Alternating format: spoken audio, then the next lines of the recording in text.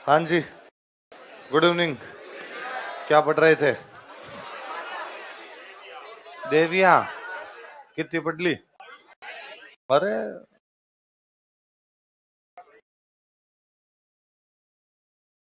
और क्या पढ़ा था?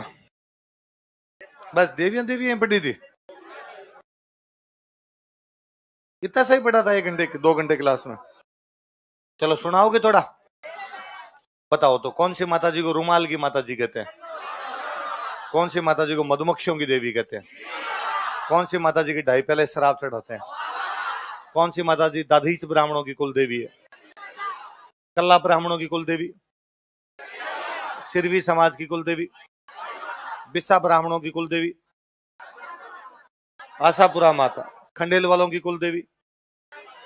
ओस वालों की कुल देवी? कौन सी सच है? दैया राजपूतों की कुल देवी? केवाय माता? कौन सी? चौहानों की कुल देवी? कौन सी माता जी? आशापुरा माता जी। कहाँ पे नेहड़ी जी का मंदिर बना हुआ है? देशनोक। चूहों की देवी कौन सी माता जी है? करणी माता। कौन सी माता जी का प्रतीक सुगन चिड़ी है? स्वांग्या माता। कौन सी माता जी का प्रतीक सांवली है? करणी माता। जीर्ण माता का मंदिर कहां पर है? कौन सी माता जी के भक्तों को लंगूरिया कहते हैं? उनके कैला देवी के मंदिर के सामने किसकी छतरी बनी हुई? कौन सी माता जी के लकवाग्रस्त व्यक्तियों का इलाज होता है? आवरी माता। आवरी माता का मंदिर कहां पे? निकुंभ। निकुंभ कहां पे? चित्तौड़गढ़ के अंदर। कौन सी माता जी की 2 तिबारियां जहां छोटे बच्चों का इलाज होता है? बड़ली। कौन सी माता जी? बड़ली। कौन सी माता जी शिशु रक्षक लोक देवी है? महामाया। महामाया का मंदिर कहां पे? कौन से मंदिर को मेवाड़ का खजुराहो कहा जाता है? अंबिका। अंबिका माता का मंदिर कहां पर है? जगत के अंदर है। आमज माता का मंदिर कहां पर है? रिंचेड। रिंचेड कहां पर है? कौन सी माता जी के मंदिर को बडेर कहा जाता है? कौन सी माता जी की पूजा बीएसएफ के जवान करते हैं? कौन सी माता जी जैसलमेर के भाकियों की इष्ट देवी है? आवड़ माता। कौन सी माता जी? कौन सी माता जी के मंदिर में मेहरानगढ़ दुखांतिका हुई थी? कौन सी माता जी के मंदिर में रोप वे बनाया गया? अब पढ़ लो।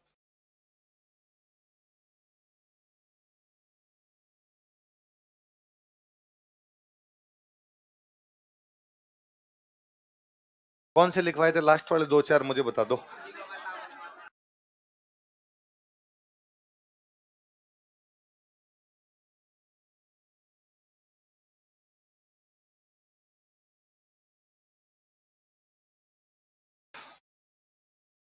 लिखो त्रिपुर सुंदरी।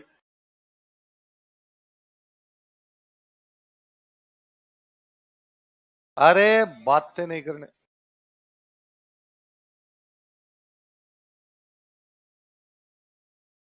लिखो देखे त्रिपुर सुंदरी।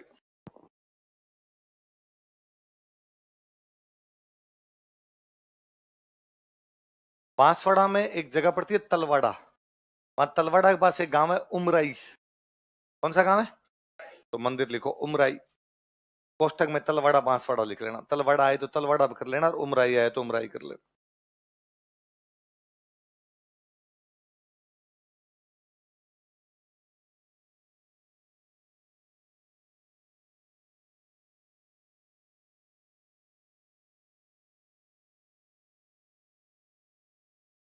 उमराई कहां पर मंदिर है?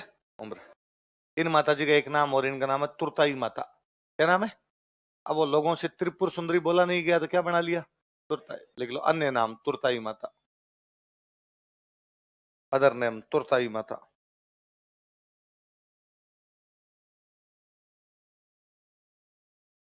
लोहार जाति की जो लोग होते हैं ना भाई, वो इनकी पूजा करते हैं।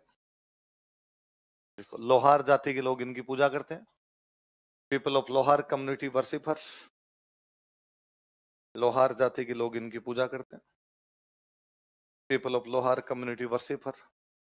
वसुंधरा जी की फेवरेट देवी है। चुनाव का जिस दिन रिजल्ट आता है, वसुंधरा जी मंदिर में बैठे रहते हैं, मोटा सा तिलक लगा के। खुद का भी चेहरा इतना बड़ा है कि माता जी दिखते हैं।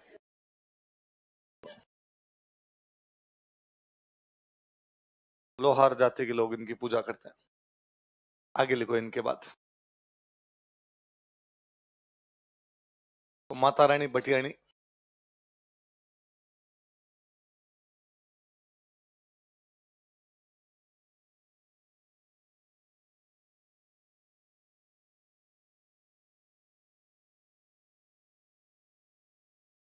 माता रानी भटियाणी। जन्म स्थान लिखो, बर्थ पैलेस जैसलमेर में गांव पड़ता है जोगीदास।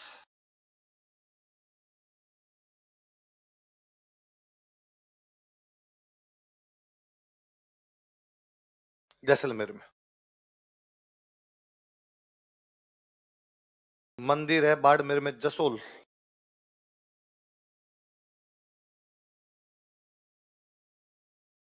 मंदिर कहां पर है? जसोल। जसोल कहां पड़ता है? बाड़मेर।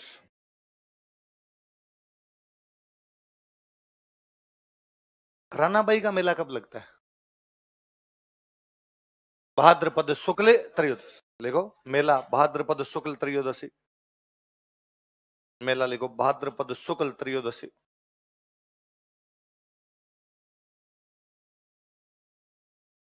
कब लगता है मेला बताओ देखे? भाद्रपद शुक्ल त्रयोदशी। ऐसा कहते हैं कि भाई जोगीदास इनका गांव था, जैसलमेर की भाटी राजकुमारी थी इसलिए भटियाणी से हो गए। जसोल शादी की हुई थी। कहां शादी की हुई थी? जसोल के जो राजा थे उनकी दो रानियां थी। इनके बेटा हुआ, बेटे का नाम था लाल सिंह। क्या नाम था? तो दूसरी रानी को लगता है कि भाई इसके बेटा हो गया, इसके बेटा हो गया तो ये बन जाएगा राजा, तो मेरा बेटा छोटा रह गया, मेरा बेटा राजा बन नहीं पाएगा। तो उसने कहते हैं एक बार इनके बेटे को जहर दे दिया और जहर दे के मार दिया उसको। बेटे की जैसे ही मृत्यु का समाचार सुना इनकी भी डेथ हो जाती है। बाद में इनकी पूजा वगैरह करने लगे। ऐसा मानते हैं कि बेटे के साथ में सती हो गए थे, इनकी पूजा करने लगे। तो जब इनकी डेथ हो गई, इनकी डेथ होने के थोड़े दिन बाद में इनके गांव के, इनका गांव कौन सा था? जोगीदास। वहां के कुछ ढोली जाति के लोग हैं। ढोली जाति होती है ढोल बजाने का जो काम करते, ढोली जाति के लोग हैं। और वो आके इनके ससुराल वाले लोग बाहर बैठे थे, उनको बेचारों को पता नहीं था कि भाई ऐसे डेथ हो गई।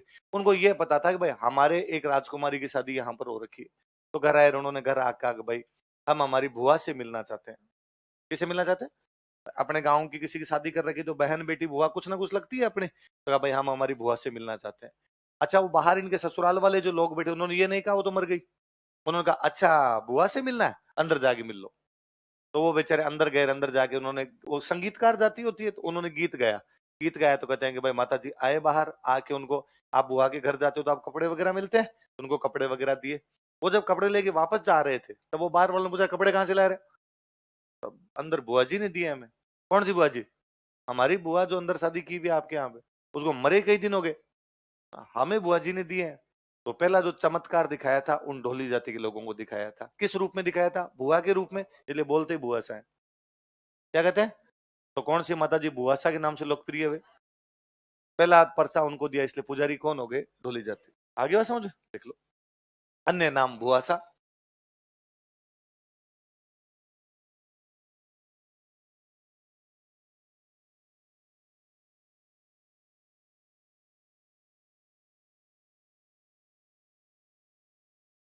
ढोली जाति के लोग इनकी पूजा करते, सभी करते हैं, पर वो पहला पर्चा उनको दिया। बता क्या क्या स्टोरी आप बताओ। हाँ, माजी सा कर दो, एक ही बात। भैया उनकी बुआ थी, इनकी तो माजी हो गई। हाँ हाँ, वो लंबी चौड़ी यूं कहानियां फिर। पहला पर्चा इनको दिया था, ऐसा ही था। पूरी कहानियां सुन के कौन से भी माता जी की जोत करनी है? लिखो। ढोली जाति के लोग इनकी पूजा करते हैं, people of Dholi community worshippers. इनके जो बेटे थे उनका भी वही मंदिर बना हुआ है, लाल सिंह थे। लिख लो, यहाँ पर लाल सिंह का मंदिर भी बना हुआ है। Temple of Lal Singh is also located here. यहाँ पर लाल सिंह का मंदिर भी बना हुआ है। Temple of Lal Singh is also located here.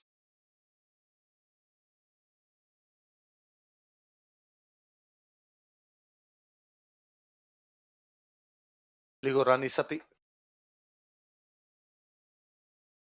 पढ़ा हमने रानी सती का मेला झुंझुनू। रानी सती। लिखो वास्तविक नाम लिखो नारायणी देवी। एक्चुअल नेम नारायणी देवी।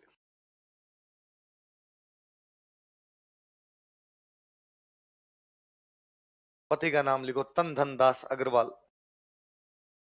तन मन धन होता है, अग्रवाल जिनका मन नहीं है, तन और धन है।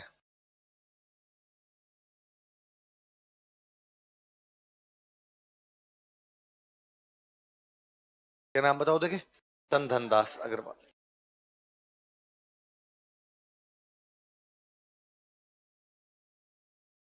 मंदिर लिख लो झुंझुनू। बताइए, मंदिर तो अपने को पढ़ लिया था हमने। मंदिर झुंझुनू। और मेला कब है? भाद्रपद अमावस्या, दोनों लिख लो। मंदिर झुंझुनू, मेला भाद्रपद अमावस्या।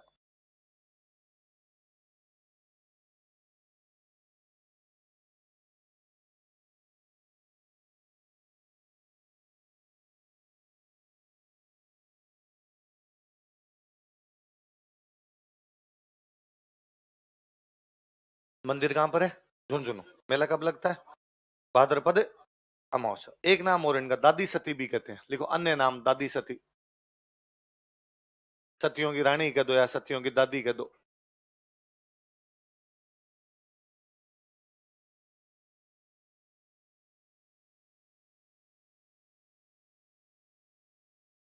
अग्रवाल जाति की महिला थे, नारायण देवी नाम था, पति का नाम था तनधन दास अग्रवाल। पति की डाकुओं से लड़ते हुए मृत्यु हो जाती है, तो ये पति के साथ में क्या हो जाते हैं? सती। सती माता के रूप में पूजने लगे। हम कहते हैं सतियों की रानी है, सतियों की दादी है। मंदिर कहां पर है? झुंझुनू। मेला कब लग जाता है? भाद्रपद। अगले लिखो, नारायणी माता।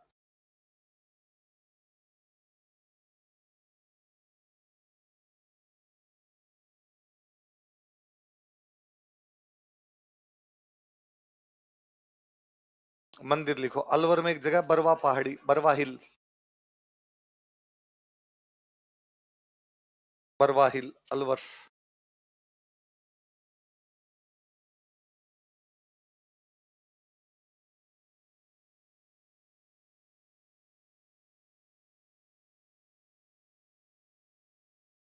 बरवा पहाड़ी, अलवर।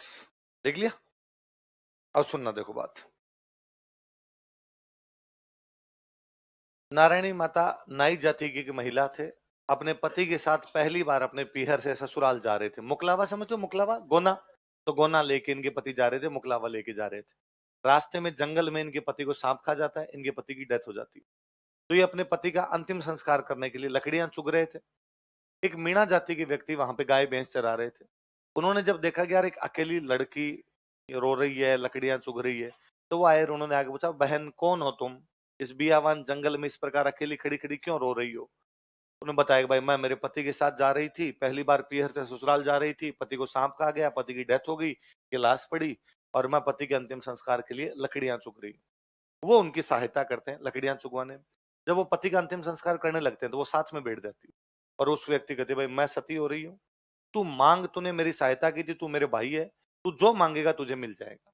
वो जो मीणा जाति के व्यक्ति थे वो कहते हैं कि माता जी, यहाँ क्या आसपास जहां पर आप सती हो रहे हो, यहाँ पे पानी की बहुत कमी है, आप यहाँ पानी की व्यवस्था कर दो। तो उसको कहते हैं कि तू यहाँ से जितनी दूर तक बिना पीछे मुड़े चला जाएगा, उतनी दूर में पानी पानी कर दूंगी। गांव की भाषा में कहते हैं कि वो बंदा वहां से 3 कोस गया। कितनी कोस गया? एक कोस में होते हैं 3 किलोमीटर। एक कोस में कितने किलोमीटर होते हैं? तो 3 कोस में कितने हो गए? तो उस मंदिर वाली जगह से 9 किलोमीटर तक गया, वहां जाके उसने पीछे मुड़ के देख लिया। चमत्कार को नमस्कार है। उस मंदिर से 9 किलोमीटर तक उस दिशा के अंदर भयंकर पानी है। वाटर लेवल इतना अप है कि आप थोड़ा सा जमीन खोदोगे पानी निकल जाएगा। और 9 किलोमीटर बाद में अचानक पानी इतना गिरता है कि जमीन खोद लो तो पानी नहीं मिले। एक तो कहता है वाटर लेवल लगातार गिरे, भाई यहाँ पे 100 फुट पे, 150 पे, 200 पे, 250 पे, 300 समझ में आता है। यार यहाँ पे तो 10 फुट पे, यहाँ पे 1000 पे निकल रहा है। इसका मतलब डोगरी का चमत्कार ही है कोई। वो खुद नाई जाति की महिला थे, इसलिए नाई जाति की होगी कुलदेवी। पहला पर्चा किसको दिया था? मीणा जाति के व्यक्ति को, इसलिए पुजारी कौन हो गए? मीणा। समझ में आ गई बात? देख लो, नाई जाति की कुलदेवी, क्लैन डाइटी ऑफ नाई कम्युनिटी। नाई जाति की कुलदेवी, क्लैन डाइटी ऑफ नाई कम्युनिटी। नाई जाति की कुलदेवी, क्लैन डाइटी ऑफ नाई कम्युनिटी। मीणा जाति के लोग इनकी पूजा करते हैं। People of Meena community worshippers.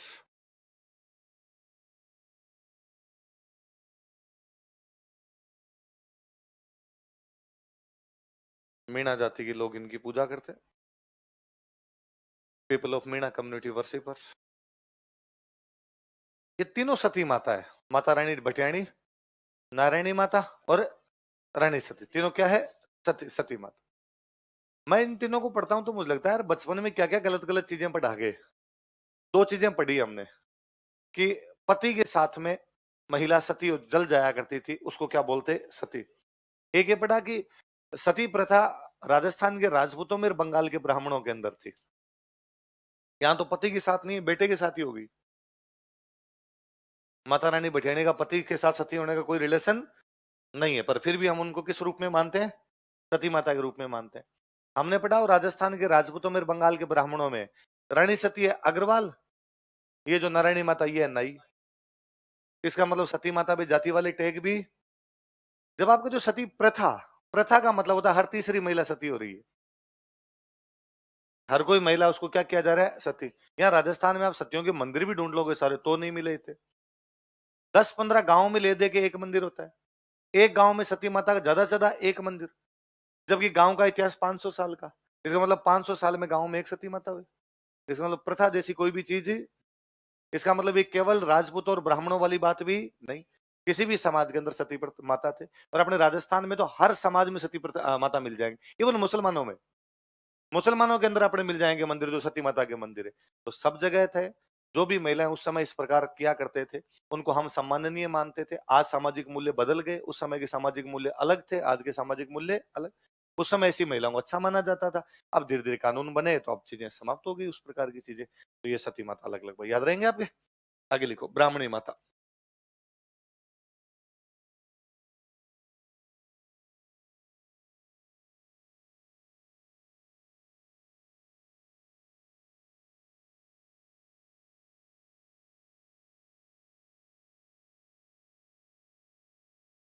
मंदिर लिखो सोरसन, 12 में जगह पड़ती है एक।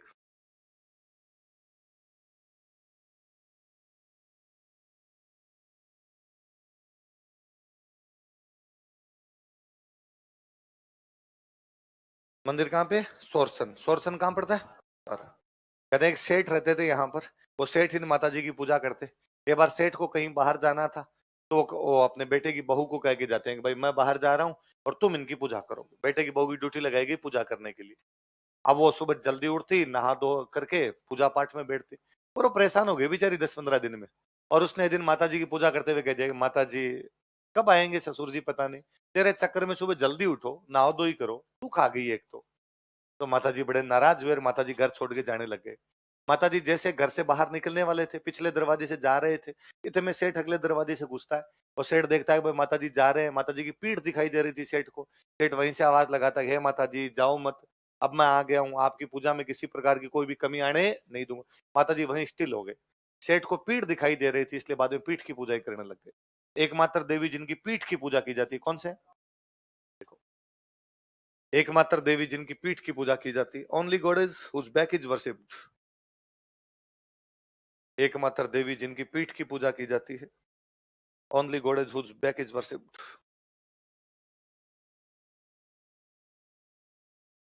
एकमात्र देवी जिनकी पीठ की पूजा की जाती है, only goddess whose back is worshipped. एकमात्र देवी जिनकी किसकी पूजा की जाती है? मेला लिखो, माघ शुक्ल सप्तमी।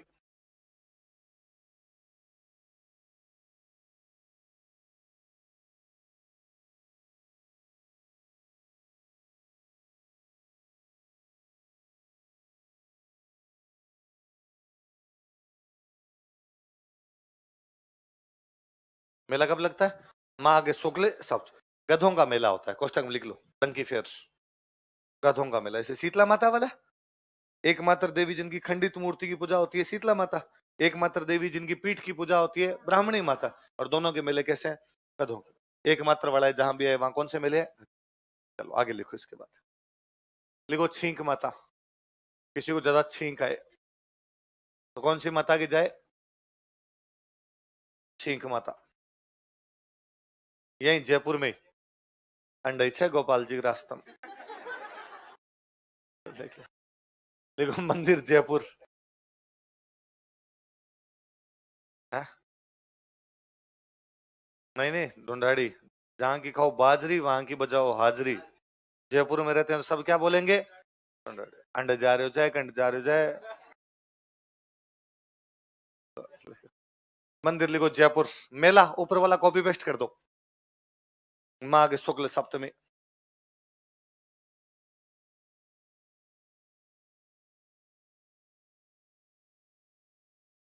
माघ शुक्ल सप्तमी।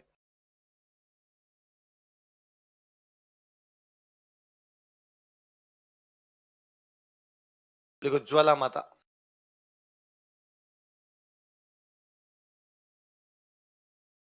ज्वाला माता। ये जयपुर के पास में अपनी जगह पड़ती है जोबनेर। कौन सी जगह?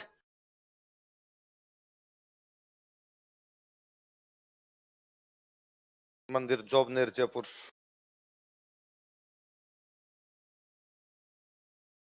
जयपुर में कौन सा राजवंश था?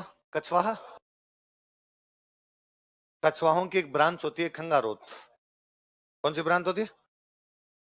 वो जो खंगारोत ब्रांच होती है उनकी जो इष्ट देवी है वो माता जी कौन सी है? ज्वाला माता। लिख लो। कछवाहा राजवंश की खंगारोत शाखा की इष्ट देवी, tutelary deity of Khangarot branch of Kachhwaha dynasty. Kachhwaha वंश की खंगारोत शाखा की इष्ट देवी, tutelary deity of Khangarot branch of Kachhwaha dynasty. Kachhwaha वंश की खंगारोत शाखा की इष्ट देवी, tutelary deity of Khangarot branch of Kachhwaha dynasty.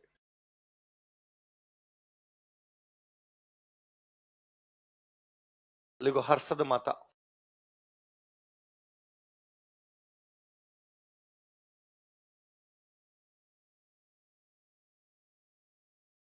Harshad माता।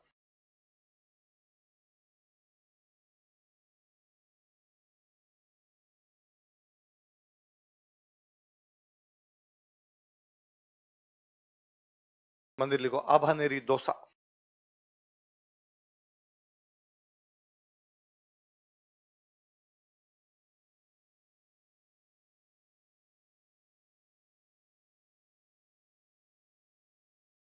आभानेरी दोसा। कहते पहले वास्तव में एक विष्णु मंदिर हुआ करता था, लेकिन आक्रमणकारियों ने बाद में मूर्ति तोड़ दी विष्णु भगवान की, इसलिए लोगों ने लाके इसकी माता जी की लगा दी हर्षद माता। लिखो मूलतः यह एक विष्णु मंदिर था, originally it was Vishnu temple. ये सवाल पूछा हुआ याद रखना। मूलतः यह एक विष्णु मंदिर था, originally it was Vishnu temple. मूलतः यह एक विष्णु मंदिर था, originally it was Vishnu temple. जब अपने यहाँ प्रतिहारों का राज था ना राजस्थान में, उस टाइम प्रतिहारों के सामंत हुआ करते चौहान। सामंत कौन थे? राजा तो कौन थे? प्रतिहार। उनके सामंत कौन थे? तो इन चौहानों ने मंदिर का निर्माण करवाया था। लिखो प्रतिहार शासन काल में, ड्यूरिंग प्रतिहार रिजीम,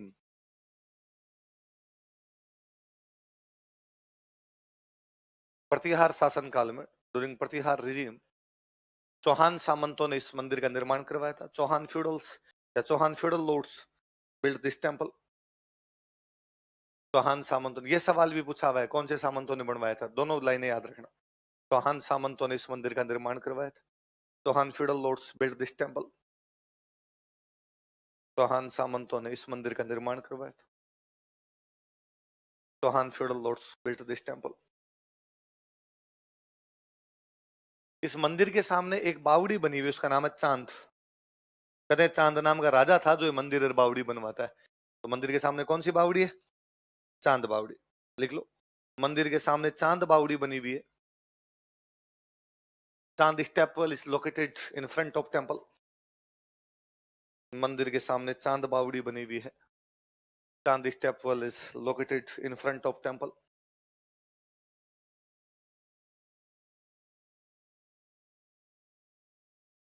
कौन सी बावड़ी बनी हुई है? हाँ। माता जी लिखो राजेश्वरी माता।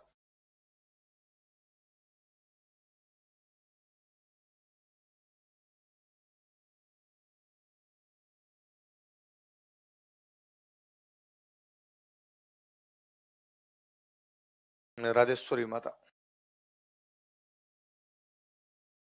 लिखो मंदिर लिखो भरतपुर।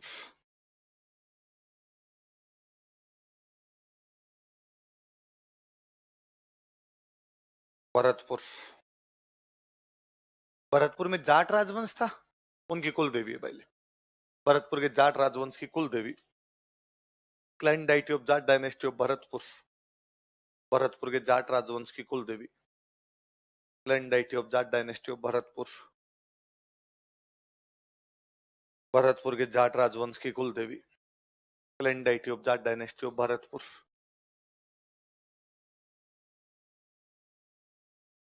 माता जी लिखो कंठेश्वरी माता।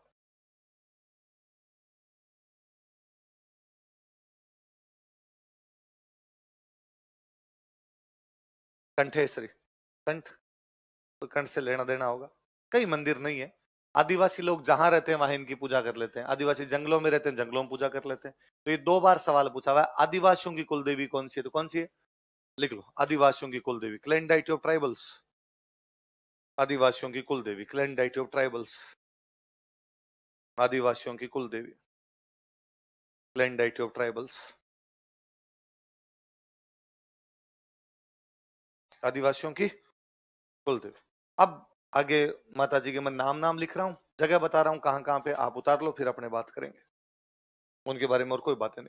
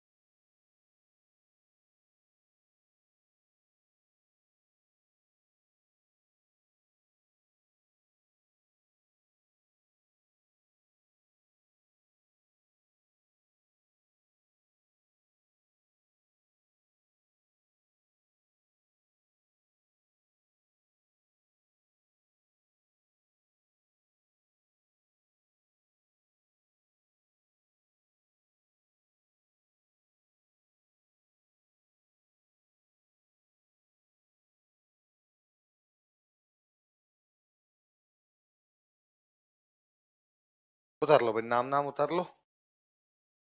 थोड़ी थोड़ी बात कर लेंगे इनकी ताकि याद हो जाए, बाकी इनमें ज्यादा कोई बातें हैं नहीं।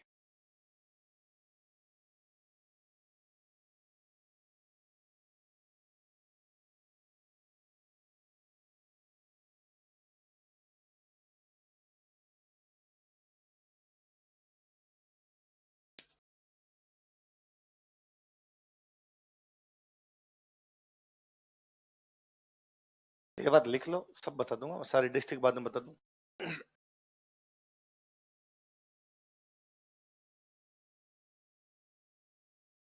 जय भवानीपुरा।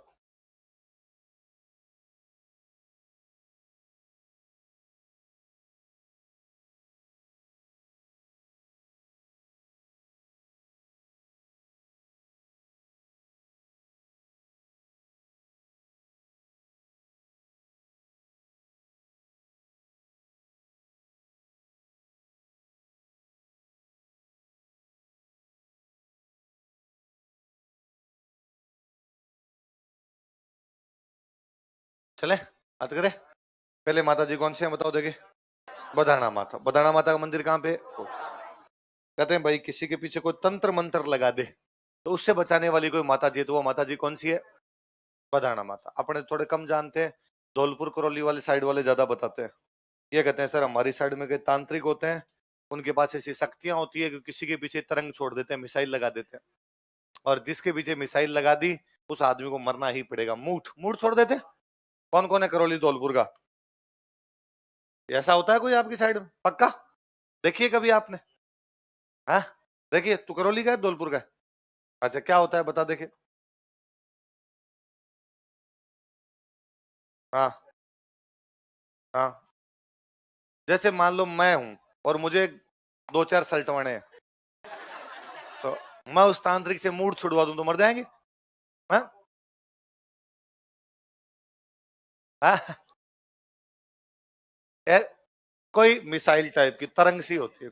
ऐसा कहते हैं भाई तांत्रिक होता है, आप तांत्रिक के पास जाओ और तांत्रिक को जाको साहब फलाने आदमी को सल्टाना है, तांत्रिक एकदम वो हड्डी वड्डी लागे शमशान घाट से वैसे एकदम यूं पूजा करता है, और पूजा करने बकरा वकरा काटता है, मुर्गा मुर्गा काटता है वैसे, तो पूजा करता है। पूजा करने के बाद में वो एक तरंग छोड़ देता है, एक जलती हुई ज्वाला जाती है, मूठ बोलते हैं उसको।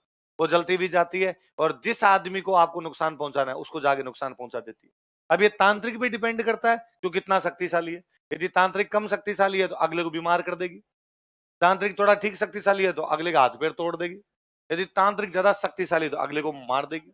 पर अगला बंदा शक्तिशाली है, और पहले से कौन सी माता जी की चला गया, तो वो जो मूठ है वो पूर्ण आंतरिक परावर्तित होकर पुनः पुनः लौट जाएगी, और जो कोई वापस जो तांत्रिक था उस तांत्रिक पे आगे प्रहार करेगी, उसको मार देगी। ये तो इतना तक कहते हैं कि सर जब वो जाती है बीच में जितने पेड़ पौधे आते हैं वो जल के भस्म हो जाते हैं। जो कुछ आएगा, हाँ आ गया, सूख गया, पेड़ पौधा सूखने का मतलब भस्म होना ही है, पेड़ पौधे समाप्त हो जाते हैं। तो सो सलाम महाराज, ऐसा कुछ भी आपको लगे तो कौन सी माता जी की जाना। और ऐसा होता है, आप मानो नहीं मानो, गांव के अंदर ऐसी खूब सारी चीजें होती है। अच्छा आदमी यदि झुंड में असर नहीं करेगा, अकेला है तो टारगेट करेगी, मतलब गाइडेड मिसाइल है। अच्छा, ये और क्या विशेषता है? सफेद चादर कहां बन जाती है? जहां पे गिरेगी वहां सफेद चादर सब जल जाएगा, जहां गिरेगी वहां सब कुछ भस्म कर देगी। हाँ अच्छा। अच्छा जब रिटर्न आ रही होती है वो, तो तांत्रिक को पता चल जाता है कि पूर्ण आंतरिक परावर्तित तो हो गई, तो फिर वो उसकी दिशा मोड़ भी सकता है अपने हिसाब से, और वो पेड़ पौधों में जाके गिर जाएगी, पेड़ पौधे क्या हो जाएंगे, सूख जाएंगे, जल के भस्म हो जाए। ऐसा होता है गांव के अंदर, ये बहुत नॉर्मल बातें हैं, गांव में लोग ऐसा करते हैं। जैसे मैं आपको बताऊं कि कई साल पहले आपने कभी सुना होगा कि गांव में लड़कियों की चोटी काट ले गए, सुना था?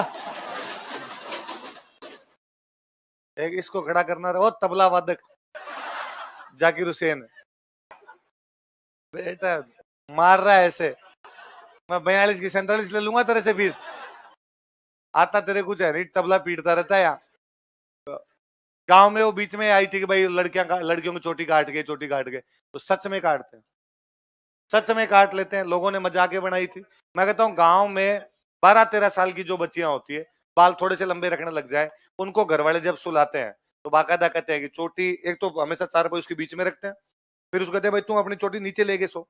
ये नहीं कि 4 पाई भी चोटी नीचे लटक रही है, सुबह भाई बॉय कट मिलेगी। तो सच में काट लेते हैं। मैं इवन वो तो आप गांव में मेरे वो नोटिस, वो ध्यान देना कभी आप, कि जब मम्मी न्यू बाल बनाती है तो वो जो बाल साथ में आ जाते, कंघे के साथ आ जाते, उनको बाहर नहीं फेंकते, कि बाहर फेंक दिए तो कोई उठा के ले जाएगा, और उठा के ले जाएगा तो तंत्र विद्या कर देगा। छोटे बच्चों के कपड़े बाहर नहीं सुखाते, कि छोटे बच्चों के कपड़े बाहर वेर यदि, और पक्के हर गांव में हर परिवार में एक आधी चाची ताई होती है जिसका एक ही काम होता है, और अपने को सबको पता और होता है, वो जो है वो इस प्रकार के काम है।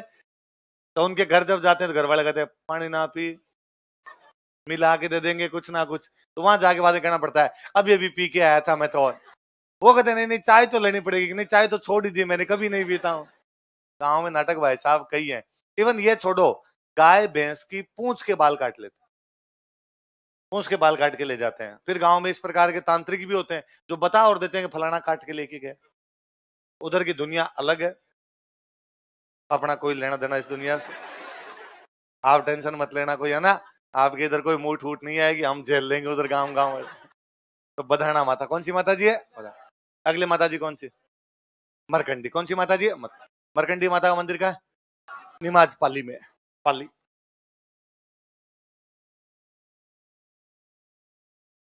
निमाज कहां पर है? अगला कौन सा है? श्यामकरी माता। कौन सी माता जी है? श्याम। कहां पे? बीनमाल जालोर। बीनमाल कहां पे? जालोर। अगले कौन से? वाकल। वाकल माता का मंदिर कहां पे? वीरात्रा बाड़मेर में। कहते हैं उज्जैन के एक राजा हुए थे, उनका नाम था वीर विक्रमादित्य परमार। क्या नाम था? जिनके नाम पर अपना विक्रमी संवत है, वो वीर विक्रमादित्य परमार ये वाकल माता की मूर्ति पाकिस्तान से लेके आ रहे थे, सिंध सिंध से उधर से लेके आ रहे थे। और उन माता जी ने कहा कि भाई जहां पर तू पीछे मुड़ के देख लेगा वहां मैं रुक जाऊंगी, वहां से आगे नहीं जाऊंगी। कहते हैं कि इस पहाड़ी पे रात को रुके विक्रमादित्य परमार। सुबह जब उठे तो दिशा भ्रम हो गया, उनको याद नहीं रहा कि इधर जाना है कि इधर जाना है। वो पीछे उसी दिशा में मुड़ के देख लेते हैं जिधर से आए थे। तो माता जी ने आगे जाने से मना कर दिया।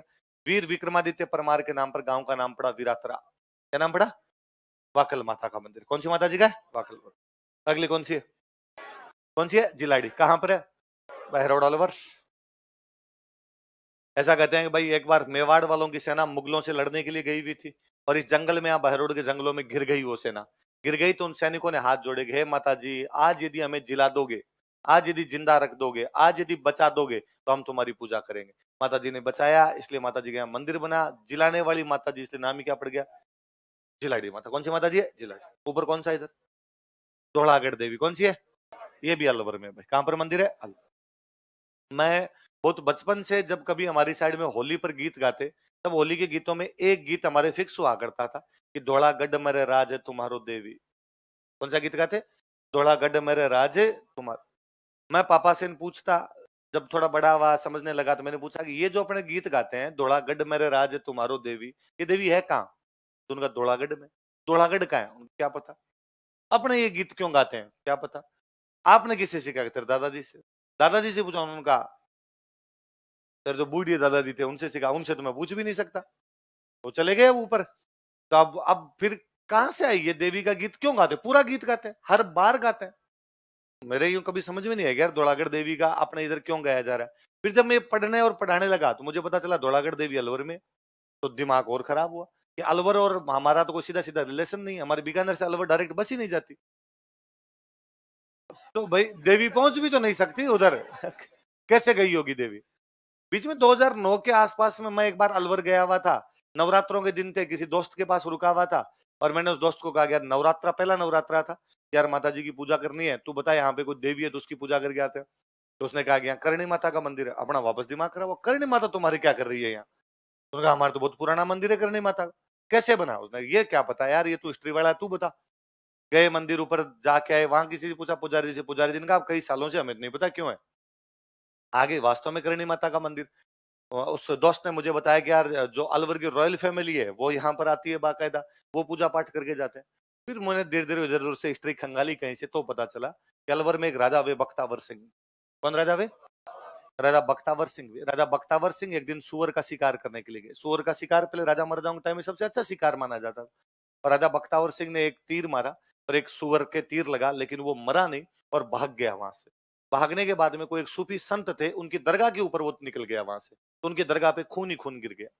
इस्लाम में सुअर को हराम माना जाता है, इसलिए वो जो सूफी संत थे उन्होंने श्राप दिया, भाई जिस किसी ने ये काम किया है कि मेरी दरगाह पे खून खून बिखेर दिया, बीमार हो जाए। इसलिए कहते राजा बख्तावर सिंह के भयंकर पेट दर्द करने लगा। जितने वैद्य, हकीम, ओझा बुला लिए, तांत्रिक सब कर लिए, लेकिन उनका पेट दर्द समाप्त होने का नाम। राजा बख्तावर सिंह ने कहा, क्या कारण है इतना पेट दर्द करने का? तो किसी ने कहा कि साहब आपने है ना वो सुअर का शिकार किया, और सुअर फलान जी एक जो दरगाह वहां पर चला गया, उनकी उन्होंने आपको श्राप दे दिया। राजा बख्तावर सिंह ने कहा कि एक कोई संत है, वो मेरा श्राप दे के और मेरा पेट दर्द कर सकते हैं, तो कोई एंटीबायोटिक भी तो होती होगी, वापस ठीक भी तो होता होगा।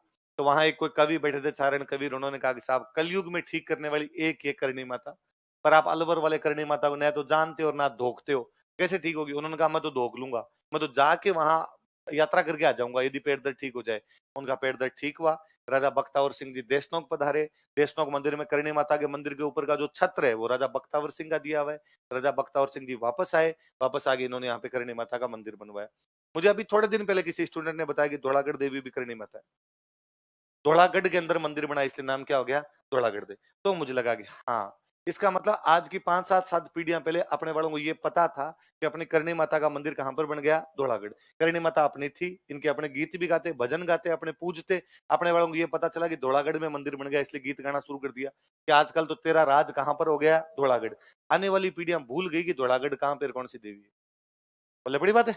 पर ये 2-3 बार सवाल पूछा आरबीसी का, धौलागढ़ देवी का मंदिर कौन से जिले में? तो कौन से जिले में? आगे कौन सी है बताओ? क्या लिखा? अधर। अधर का मतलब होता है होठ। अधर का मतलब क्या होता है? होठों की पूजा की जाती है माता जी की, इसलिए नाम क्या हो गया? अधर देवी। माउंट आबू के पहाड़ पर मंदिर बना हुआ है। आबू पहाड़ का नाम है अर्बुद। क्या नाम है?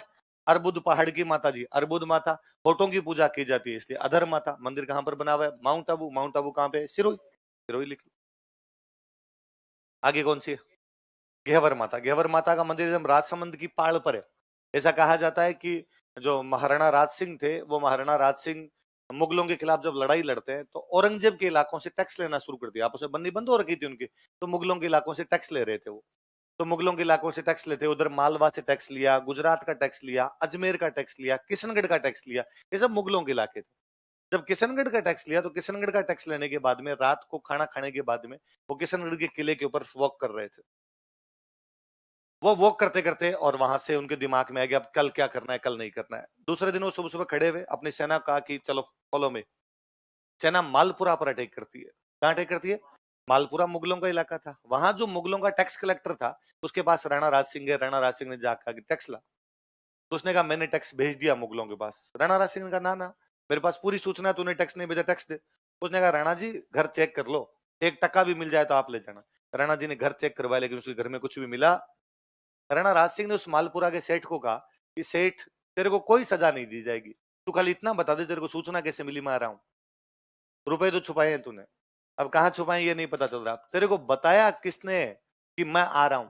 उसने कहा साहब आप मार दोगे, मैं बंदे का बता दूंगा। तो राणा राज सिंह ने कहा 7 खून माफ है।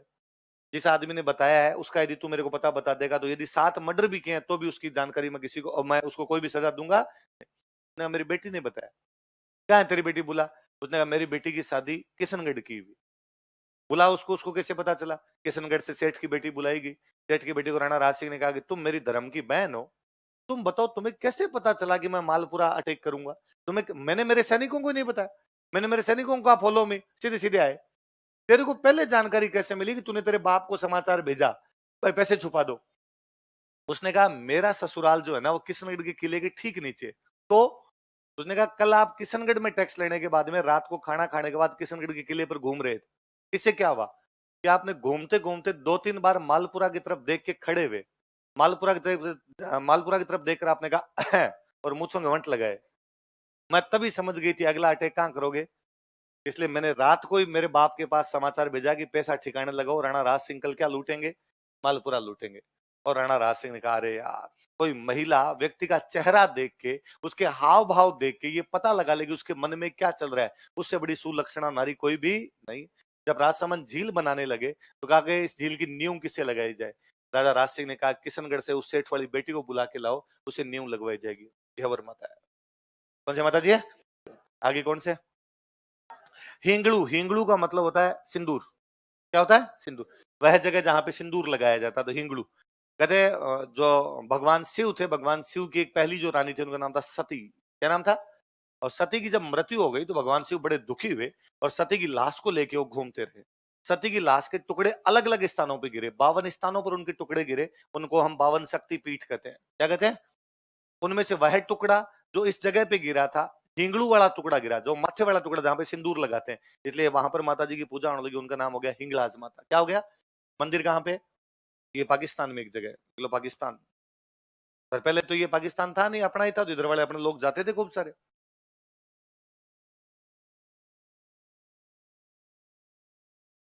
पर नहीं लिखना है सती माता, कुछ नहीं लिखना। आगे कौन सा लिखा हुआ? ब्रह्मणी माता या क्या लिखा? पल्लू हनुमानगढ़ के अंदर एक जगह पड़ती है, पहले लिख लो, पल्लू में लिख लो, आगे हनुमानगढ़। पल्लू हनुमानगढ़। देवियों के दो प्रकार के रूप होते हैं। जैसे मैं आपको कहूंगी लक्ष्मी माता, सरस्वती माता, ये जब आप नाम सुनते हो लक्ष्मी सरस्वती, तो कभी आपको ऐसा फील आता है कि इनके बकरा चढ़ा दे?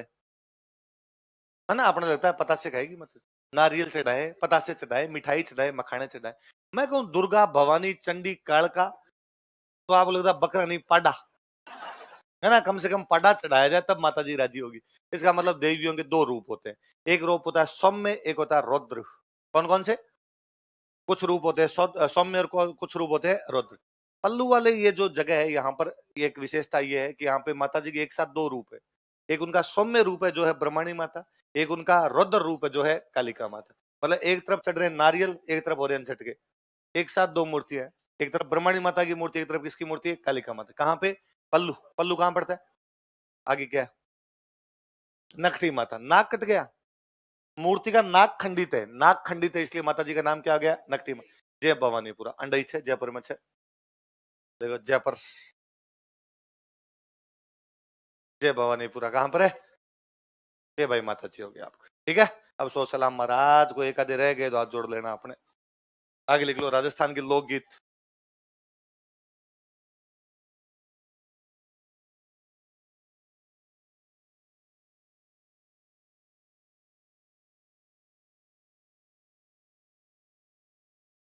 हाँ, शीला माता और जमुआई माता नहीं लिखवाएंगे।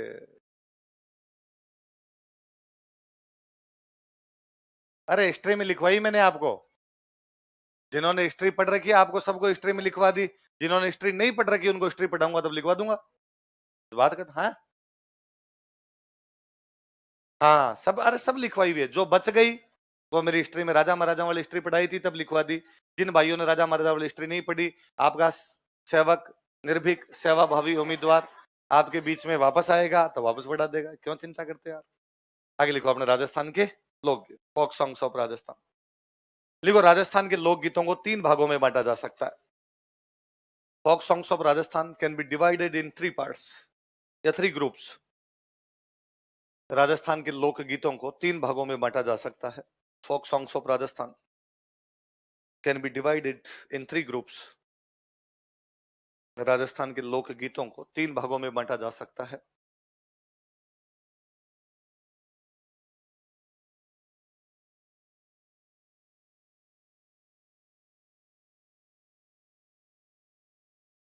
पहला लिखो जन सामान्य के लोकगीत, folk songs of common people.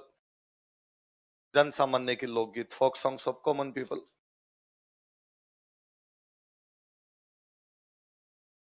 जन सामान्य के लोकगीत, folk songs of common people. दूसरा लिखो व्यावसायिक लोकगीत, प्रोफेशनल फोक सॉन्ग्स।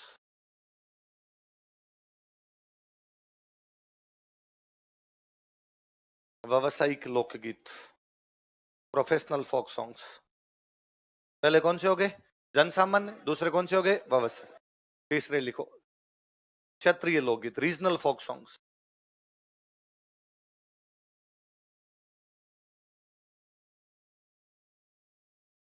क्षेत्रीय लोकगीत, रीजनल फोक सॉन्ग्स। तो कौन कौन से 3 भागों में बांटा जा सकता है?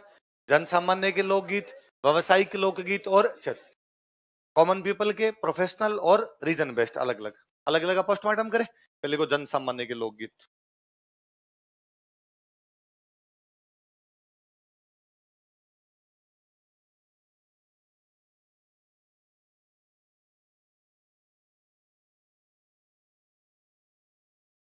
जन सामान्य के लोकगीत। वापस लिखो, इन लोकगीतों को 5 भागों में बांटा जा सकता है। These folk songs can be divided in 5 groups. इन लोकगीतों को 5 भागों में बांटा जा सकता है।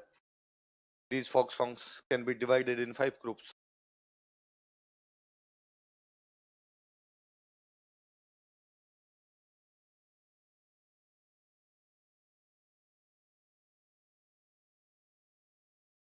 लोकगीतों कितने भागों में बांटा जा सकता है?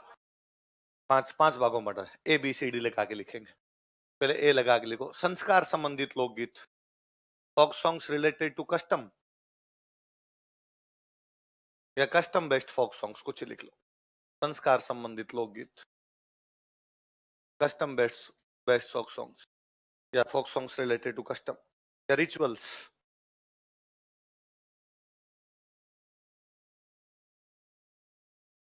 हिंदू धर्म कहता है 16 संस्कार होते हैं। कितने संस्कार होते हैं? पहला संस्कार होता है बच्चे का मां के पेट में आना, गर्भाधान। क्या होता है? गर्भ के अंदर बच्चा जब आता है वो क्या माना जाता है? पहला संस्कार। लास्ट में मर जाता तब जला के आ जाते हैं, वो है अंतिम संस्कार। जलाते हैं उसको बोलते हैं अंतिम संस्कार है। तो वो हो गया 16वां, वो हो गया पहला। इस पहले से लेके 16वीं तक सब पे गीत है। वो जो संस्कार वाले गीत है वो कौन से हो गए आपके? संस्कार से। फिर भी इनमें से एक ज्यादातर जो गीत गाए जाते हैं वो हम गाते हैं शादी विवाह, अपने आप में एक संस्कार है। विवाह वाले गीत है जो अपने जो आम बोलचाल में जनता गाती है वो ज्यादातर वही गीत है। बट एग्जाम्पल लिख लेते हैं, जैसे आप लिख लो एग्जाम्पल, फिर मैं थोड़ा समझा दूंगा।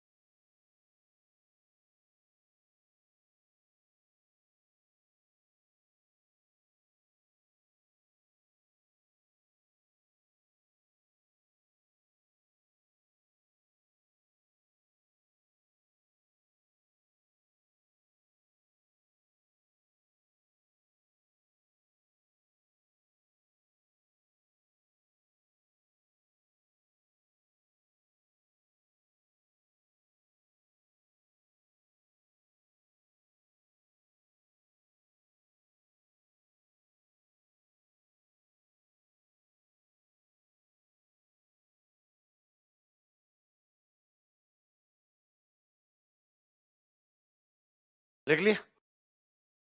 क्या लिखा है? पहला कौन सा लिखा? जच्चा मतलब टाबर होता है।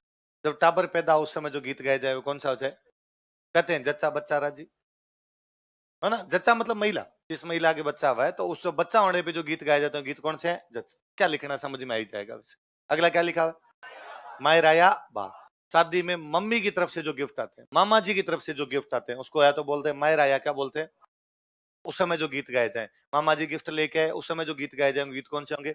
मायराया बात। मम्मी के लिए चूनड़ी कपड़े खूब सारे लाते हैं, वो मायराया बात। मैं उस दिन बता रहा था अपने जो सबसे बड़ा मायरा माना गया नानी बाई को मायरो। कौन सा माना गया? भगवान कृष्ण खुद भर के गए थे, भर दे मायरियो सांवरिया नानी बाई को। अगला कौन सा है? दूल्हा दुल्हन के जो गीत गाए जाए कौन से हो गए? बनड़ा बनड़ी गाते हैं। अगला कौन सा है? दूल्हा घोड़े पे बैठे उस समय गीत गाते, कौन से हो गए? घुड़चली। अगला कौन सा है? दुल्हन आ जाती है तो किस में हो? छाछ में, दूध में, क्या खेलते हैं? अंगूठी वंगूठी का कोई गेम खेलते हैं ना, किस में खेलते हैं? दूध में, छाछ में? है जो जो भुगत भोगी है वो बताओ रे। दूध में, छाछ में? अब क्या पता यार, कई कहते हैं दूध में, कई कहते हैं छाछ में, है ना। उपलब्धता के अनुसार, एज पर अवेलेबिलिटी। यदि किसी के घर में दूध है तो दूध में खेल लो, और किसी घर में छाछ है तो छाछ। वो अंगूठी डाल देते हैं। अब उन दोनों कहते हैं ढूंढो। ज्यादातर लड़की जीतती या लड़का भी जीतता? कभी लड़का पहले दिन से प्रेशर में रहता है बेचारा, जीत ले तू, जीत ले, है ना। उस वो जो अंगूठी ढूंढने वाला गेम होता है उसको क्या बोलते हैं? जुआ जुई। क्या बोलते हैं?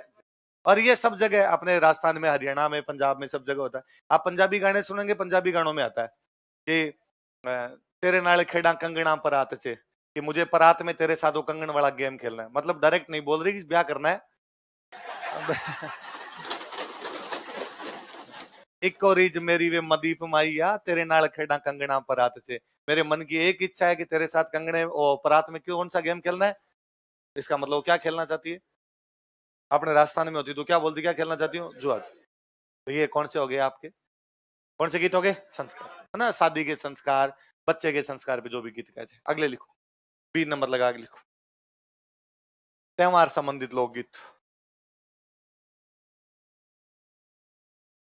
Festival based folk songs.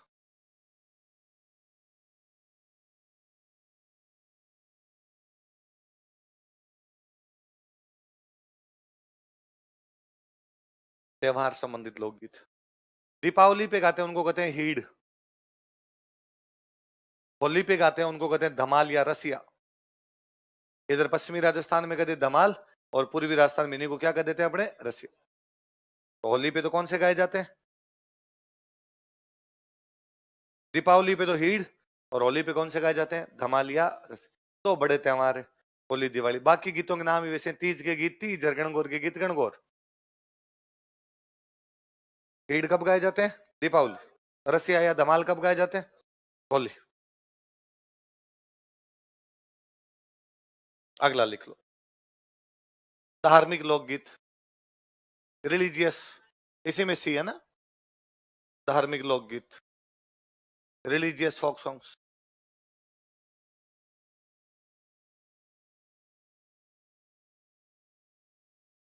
धार्मिक लोकगीत, जैसे हमने पढ़ा तेजा, पढ़ा था कि तेजा जी महाराज के टाइम जो गाए जाते हैं वो कौन से हो जाए, तेजा। जैसे मैंने आपको बताया लांगुरिया, बताया था, केला देवी के भक्तों द्वारा जो गाए जाते हैं वो कौन से हो गए, लांगुर। जैसे मैंने आपको बताया था हवेली, वल्लभ संप्रदाय के मंदिरों में जो गाए जाते हैं वो कौन से हो गए। मैं 2-3 नाम और बताता हूँ। देवी देवताओं के गीतों का एक नाम और होता है लावणी। क्या होता है, लावणी भी। अपने देवी देवताओं गीतों को भी क्या बोलते थे यहाँ पे, लावणी। ये जो निर्गुण भक्ति वाले गीत होते हैं, कोई मर जाता तब शाम को बैठ के गाते हैं, उनको बोलते हैं हरजस। क्या बोलते हैं, तो नॉर्मल पूछेगा हरजस क्या है। धार्मिक लोक गीत होते हैं, निर्गुण भक्ति वाले गीत होते हैं। माता जी की देवियों के जो लंबे लंबे भजन होते हैं उनको बोलते हैं चिरजा।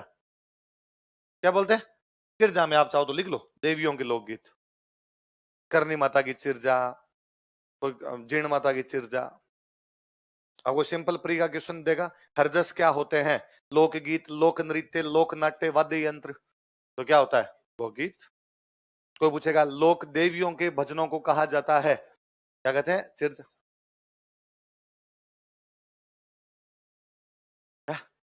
निर्गुण भक्ति की गीत। ये हरजस वाला क्वेश्चन पूछा हुआ एक बार। अगला लिखो, लिखो ऋतु संबंधित लोकगीत, सीजनल, सीजन बेस्ट या सीजनल फोक सॉन्ग्स।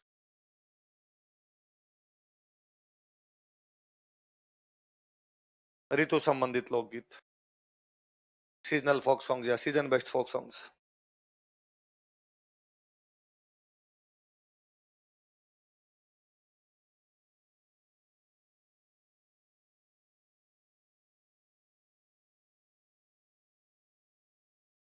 जैसे सर्दियों के गीत हो तो सियाड़ो, गर्मियों के गीत हो तो उनाड़ो,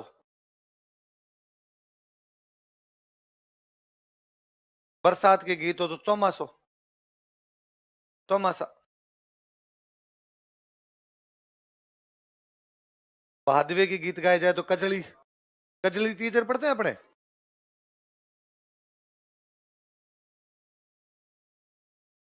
बाकी फाल्गुन के गाओ तो फागण, है सावन में गाओ सावन, वो तो नाम होते हैं, ये थोड़े अलग नाम।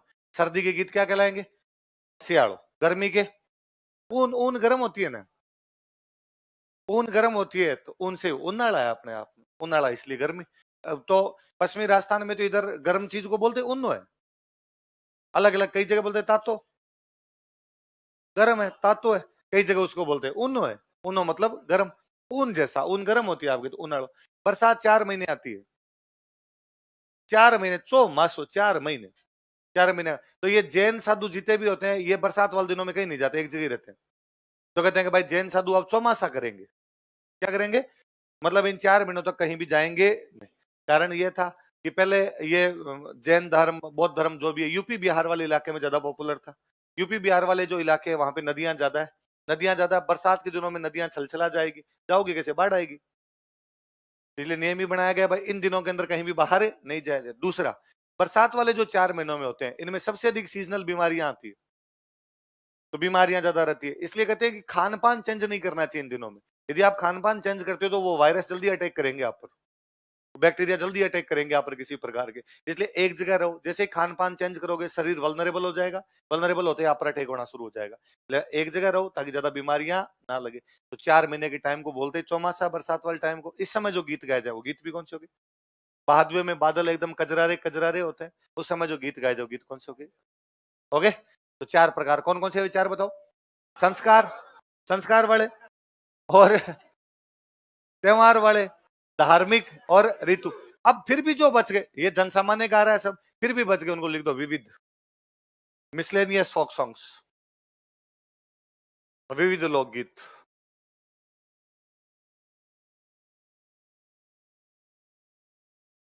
Miscellaneous folk songs.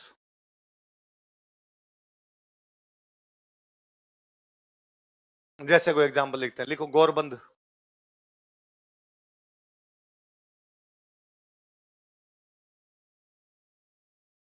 गाया तो चराऊं थी मैं गौरबंद गुंथियो, भैंसिया तो चराऊं थी मैं पोयो पोयो राज।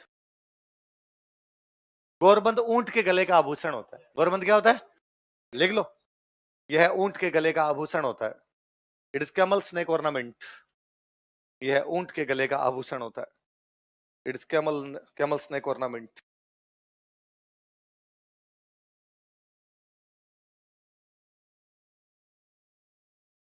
अब वो जब गौरबंद बनाया जाता है उस समय जो गीत गाया जाए उस गीत का नाम भी क्या हो गया? तो गाया तो चराऊं थी मैं गौरबंद गुंथियो। गुंथा तो तब जब मैं क्या चरा रही थी? गाय। भैंसिया तो चराऊं थी मैं पोयो पोयो राज। उसको जब पौने वाली और कोई फूल वूल बनाने थे वो मैंने कब बनाए? जब मैं क्या चरा रही थी। तो अब इसको किस में डालें? संस्कार थोड़ी, न धार्मिक है, ना कोई त्योहार का है, ना कोई ऋतु का है, तो हमने किस में डाल दिया? मैं एक आधा और बता देता हूँ, नाम लिख लो, वैसे कोई पूछेगा तो नहीं पर इससे याद रहेगा मिसलेनियस कैसे लिख दिया। देखो कांगसियो, मारछेल भंवर को कांगसियो पिणियारिया ले गई रे। कांगसिया जानते हो क्या होता है? कंगा क्या होता है? अरे तो पहले गांव वाले बड़े हीरो थे, कंगा हमेशा साथ में रखते, है ना? छोटा सा कंगा पीछे वाली जेब में कहीं जाते। तो कंगा कोई ले जाए तो फिर बाल बनाओ कैसे? तुम्हारे छेल भंवर को कांगसियो पणियारिया ले गई रे। तो पणियारिया मतलब पानी लाने वाली जो महिला है, कांगसिया ले गई, तो छेल भंवर बिना कांगसिया के घूम रहे हैं इधर उधर। तो अब कांगसिया वाले गीत को किस में करोगे? आप किसी में नहीं कर सकते। तो ये हो गया आपके विविध वाले, याद रह जाएगा। चलो इसके बाद आ जाओ आगे, व्यवसायिक लोकगीत। 5 हो गए प्रकार।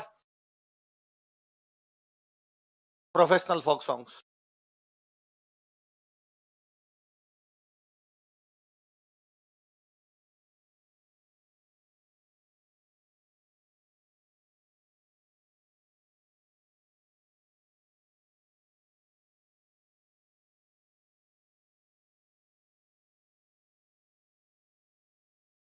हुआ क्या था, ये लोकगीत कुछ लोगों ने एज ए प्रोफेशन गाने शुरू कर दिए।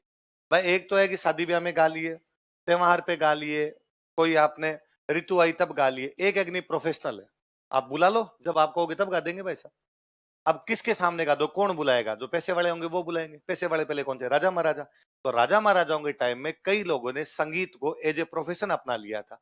वो व्यावसायिक गीत हो गए और वो जातियां व्यावसायिक जातियां हो गई, क्योंकि राजा महाराजाओं के सामने गाए जाते, इसलिए ज्यादातर गीतों में राजा महाराजाओं की तारीफें हैं। किसकी तारीफें? तो व्यावसायिक जो भी लोकगीत है उनमें राजा महाराजाओं की क्या की गई है? प्रशंसा। लिखो, राजस्थान की कई जातियों तथा जनजातियों ने, many communities and tribes of Rajasthan, many communities and tribes of Rajasthan, Rajasthan की कई जातियों तथा जनजातियों ने, many communities and tribes of Rajasthan, Rajasthan की कई जातियों तथा जनजातियों ने संगीत को व्यवसाय के रूप में अपना लिया था। Adopted music as a profession, संगीत को व्यवसाय के रूप में अपना लिया था। Adopted music as a profession, संगीत को व्यवसाय के रूप में अपना लिया था। Adopted music as a profession. राजतंत्रों के प्रभाव के कारण, due to dominance of aristocracy या मोनार्की, राजतंत्रों के प्रभाव के कारण, due to influence of dominance of monarchy या एरिस्टोक्रेसी, राजतंत्रों के प्रभाव के कारण। इन लोकगीतों में राजाओं की प्रशंसा की जाती है। Kings are glorified in these folk songs. इन लोकगीतों में राजाओं की प्रशंसा की जाती है। Kings are glorified in these folk songs.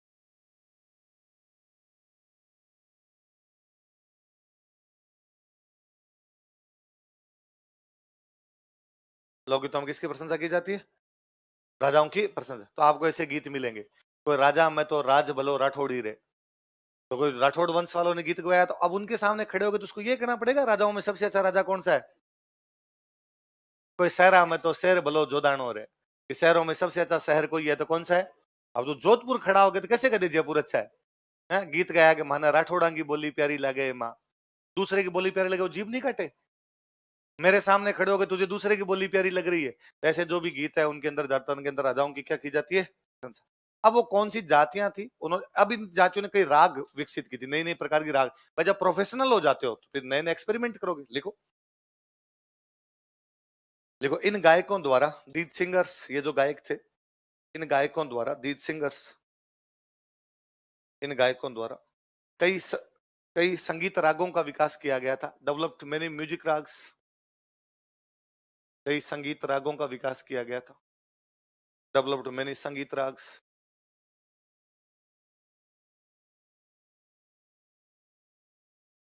कई संगीत रागों का विकास किया गया था। जैसे अपने दोनों लिखते हैं कि भाई कौन सी जातियां थी और कौन से उन्होंने राग बनाई। तो पहले लिख लो व्यावसायिक जातियां या जनजातियां या व्यावसायिक समुदाय, प्रोफेशनल कम्युनिटीज कौन कौन सी है। मैं दो चार नाम लिख देता हूं। लंगा, मंगनियार,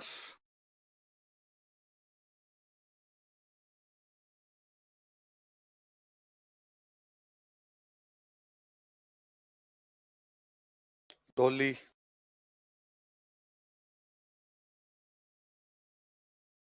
ढाडी, मिरासी, कालबेलिया,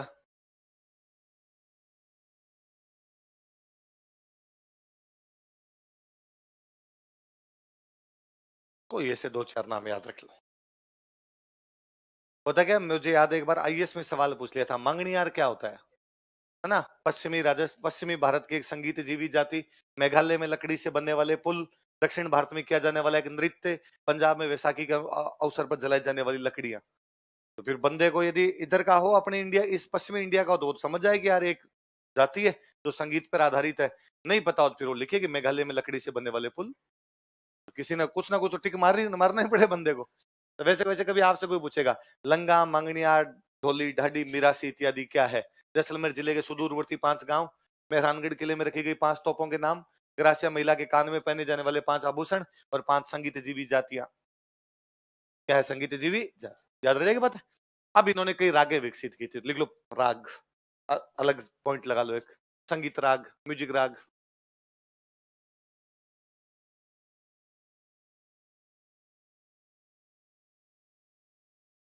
मांड,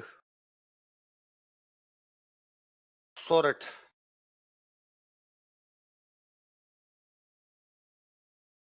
सिंधु,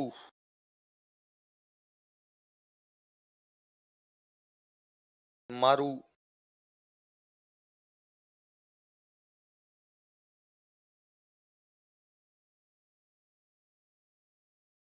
कौन कौन सी राग है बताओ देखे? मांड, सोरठ, सिंधु। यूं सुनो देखो, जैसलमेर को किसी पुराने टाइम में बोला करते मांड, क्या बोलते? तो जैसलमेर से जो संगीत की राग विकसित होगी वो कौन सी होगी? मांड। गुजरात में एक इलाका है जिसका आजकल नाम है सौराष्ट्र। क्या नाम है? किसी टाइम में अपनी भाषा में इसको बोलते हैं सोरठ। और मैंने बताया था राजस्थान का भाग था, इसलिए बाकायदा मेवाड़ मरना भूपाल सिंह जी तो कह रहे थे कि राजस्थान मालवार सौराष्ट्र को मिला के राजस्थान यूनियन बनाओ, कहा था। तो सोरठ मतलब सौराष्ट्र की जो राग है वो कौन सी हो गई? जैसलमेर की राग मांड, सौराष्ट्र की राग लिख लो, मांड के आगे लिख लो जैसलमेर। मैं आगे और पढ़ाऊंगा अलग से, मांड और पढ़ा दूंगा, एक बार लिख लो मांड का जैसलमेर। सोरठ के आगे लिख लो सौराष्ट्र, सौराष्ट्र गुजरात में। ये दोनों क्षेत्र विशेष की होगी। दो नीचे मैंने और लिखे सिंधु और मारू, ये उस समय गाई जाती जब युद्ध होता, तो युद्ध के टाइम गाई जाने वाली राग कौन सी थी? सिंधु और मारू, तो लिख लो युद्धकालीन, ड्यूरिंग वॉर। अब ना कभी कोई आपसे पूछेगा इनमें से कौन सी राग युद्ध के समय बजाई जाती है? सिंधु और मारू, याद रह जाएगी।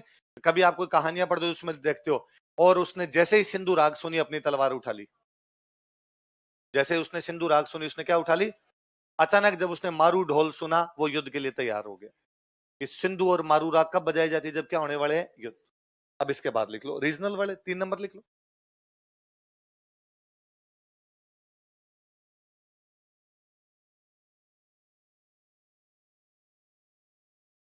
क्षेत्रीय लोकगीत, रीजनल फोक सॉन्ग्स।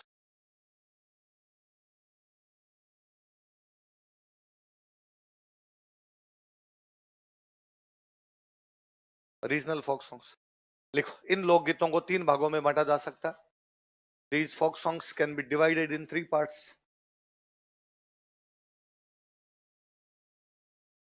इन लोकगीतों को 3 भागों में बांटा जा सकता है। These folk songs can be divided in 3 parts. ABC लगा के लिख लो। पहला लिखो मरुस्थलीय लोकगीत,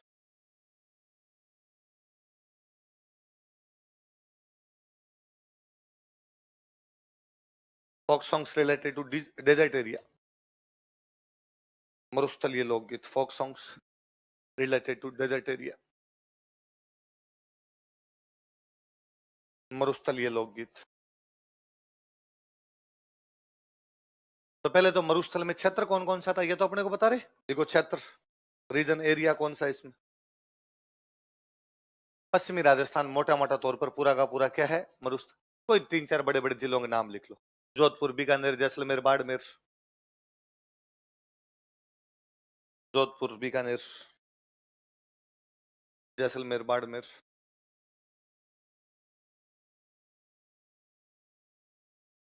अब बताओ मरुस्थल में पेड़ पौधे ज्यादा होते हैं कम होते हैं? इसलिए इन्होंने पेड़ पौधों गीत गाए, कि खुद के थे नहीं, तो गीतों में तो गा गा के देखे। लिख लो प्रमुख गीत कौन कौन से। पीपली, चिरमी, केवड़ो, रतन राणा या रतन राणो।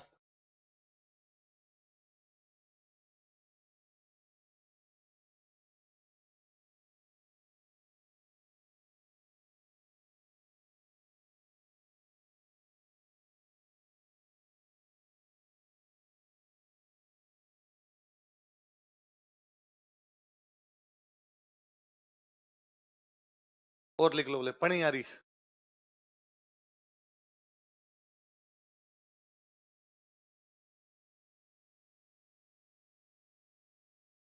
अब सुनो देखो पहला कौन सा लिखा?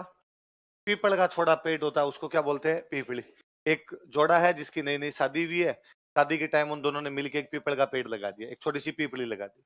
फिर जो लड़का वो कमाने के लिए बाहर चला गया, उसने कहा भाई अब देख अपने 2 हो गए, घर परिवार चलाना पड़ेगा, तो मैं कमाने के लिए बाहर जाता हूँ।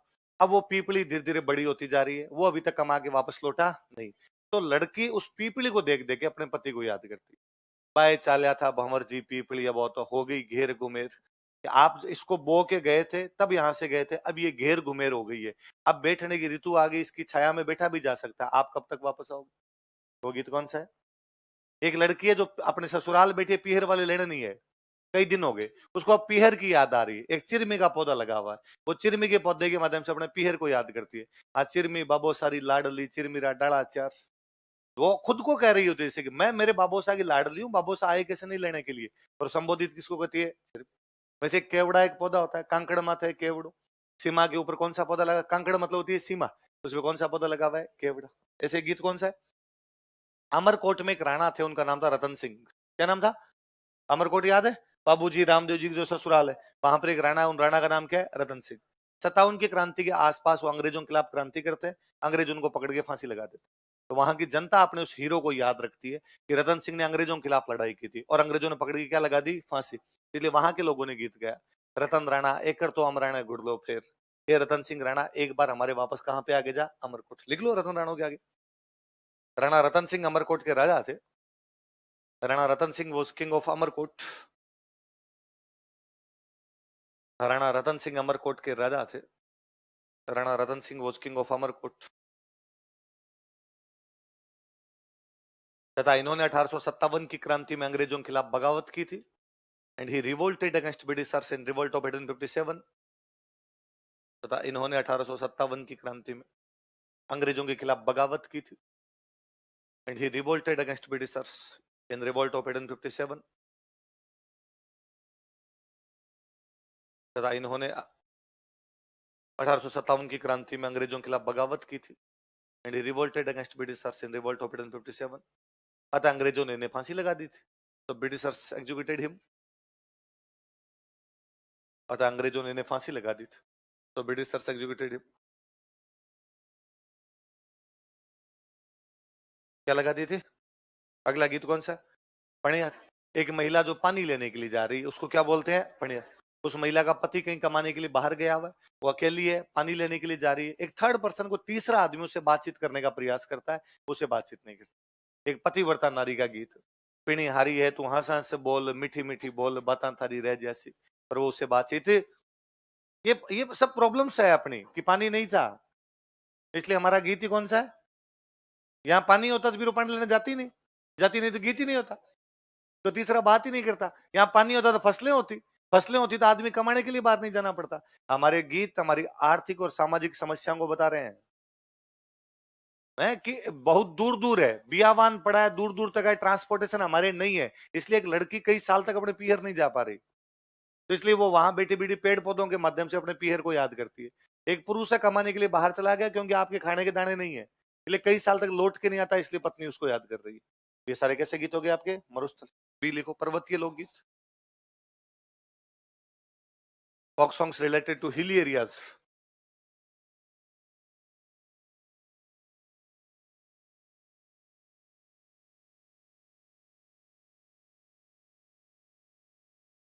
पर्वतीय लोकगीत, folk songs related to hilly areas. पहले 76 लिखो, कौन कौन से इलाके आएंगे? ये सदन राजस्थान पूरा, सिरोही से लगो, सिरोही, उदयपुर, चित्तौड़गढ़, प्रतापगढ़, डूंगरपुर, बांसवाड़ा, ये पूरे पर्वतीय पर्वत है। देख लो, सिरोही, उदयपुर, चित्तौड़गढ़, डूंगरपुर, बांसवाड़ा।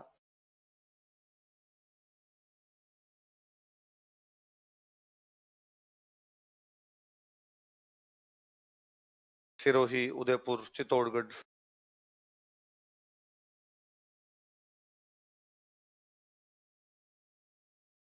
अब गीत लिख लो।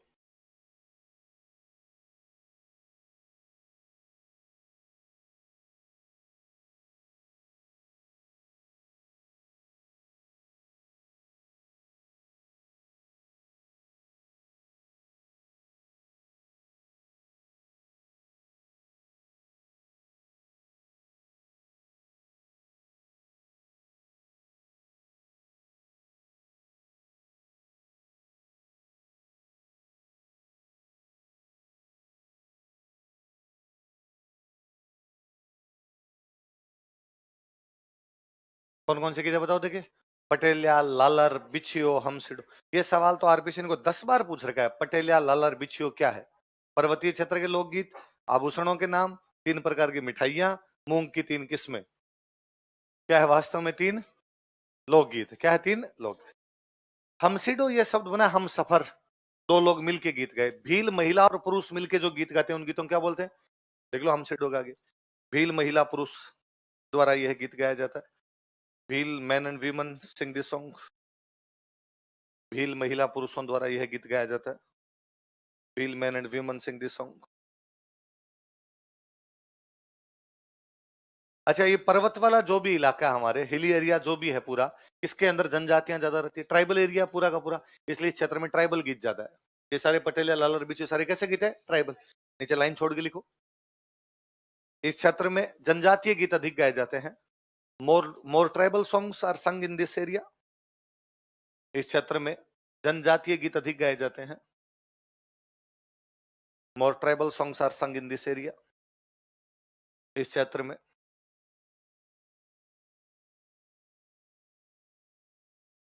कौन से गीत अधिक गाए जाते हैं? जनजाति। जनजातियां जो भी होती है उनमें कलेक्टिवनेस का भाव ज्यादा होता है, सामूहिकता। देखो महिला पुरुष मिलके गीत गा रहे हैं, जबकि आप बाकी कहीं नहीं देखोगे महिला पुरुष मिलके गीत गाते हैं। महिलाएं अलग गाएगी, पुरुष शादी ब्याह के गीत है तो महिलाएं गाएगी। ये थोड़ी कि आदमी पास में जाके बैठ जाता है कि जय मैं अपने भाई केवल कौन गाएगी? अरे ये तरीका है, ये मेरे कभी नहीं समझ में आया कि महिलाएं ऐसे क्यों बैठती है, इससे गीत कैसे आ सकता है। पर खाली एक भाबू को तो गीत आते हैं, वो तो बेचारी राग लेके गीत गाती है, बाकी वाले बीच खाली जय मैं राग सी लेती रहती है, आते किसी को नहीं। अच्छा, पुरुषों के गीत है, पुरुष बाहर खड़े होके गा रहे हैं, तो ये नहीं कि महिला आके कह देगी प्लीज। जेंडर इक्वलिटी नाम की चीज होती है, मैं भीतर गीत गाऊंगी ना। पुरुषों के गीत अलग है, महिलाओं के गीत। पर जनजातियों में सामूहिकता का भाव होता है, लिख लो।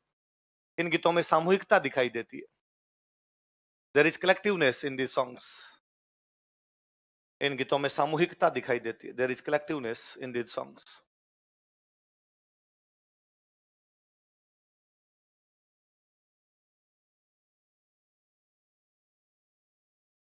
लास्ट लिख लो, मैदानी लोकगीत। Folk songs related to plain area.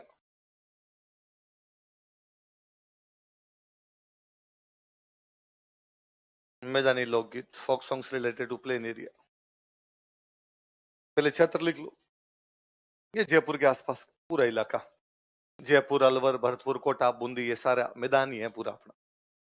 क्योंकि कोटा बूंदी वाला पठार भी है, तो कोई ऊंचा पठार तो नहीं, मैदान जैसा पठार पड़ा है वो भी। देख लो, जयपुर, अलवर, भरतपुर, कोटा, बूंदी।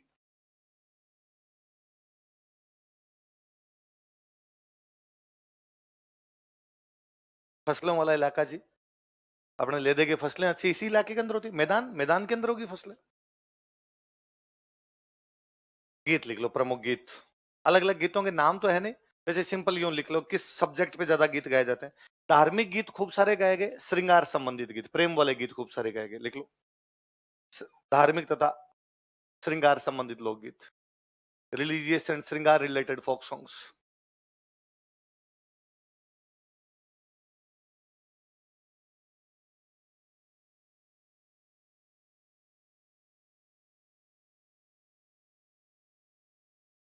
देखो एक बात सुनो, इसकी जहां मैदान होगा वहां पे फसलें ज्यादा होगी, जहां पे फसलें ज्यादा होगी वहां पे पॉपुलेशन डेंसिटी ज्यादा होगी।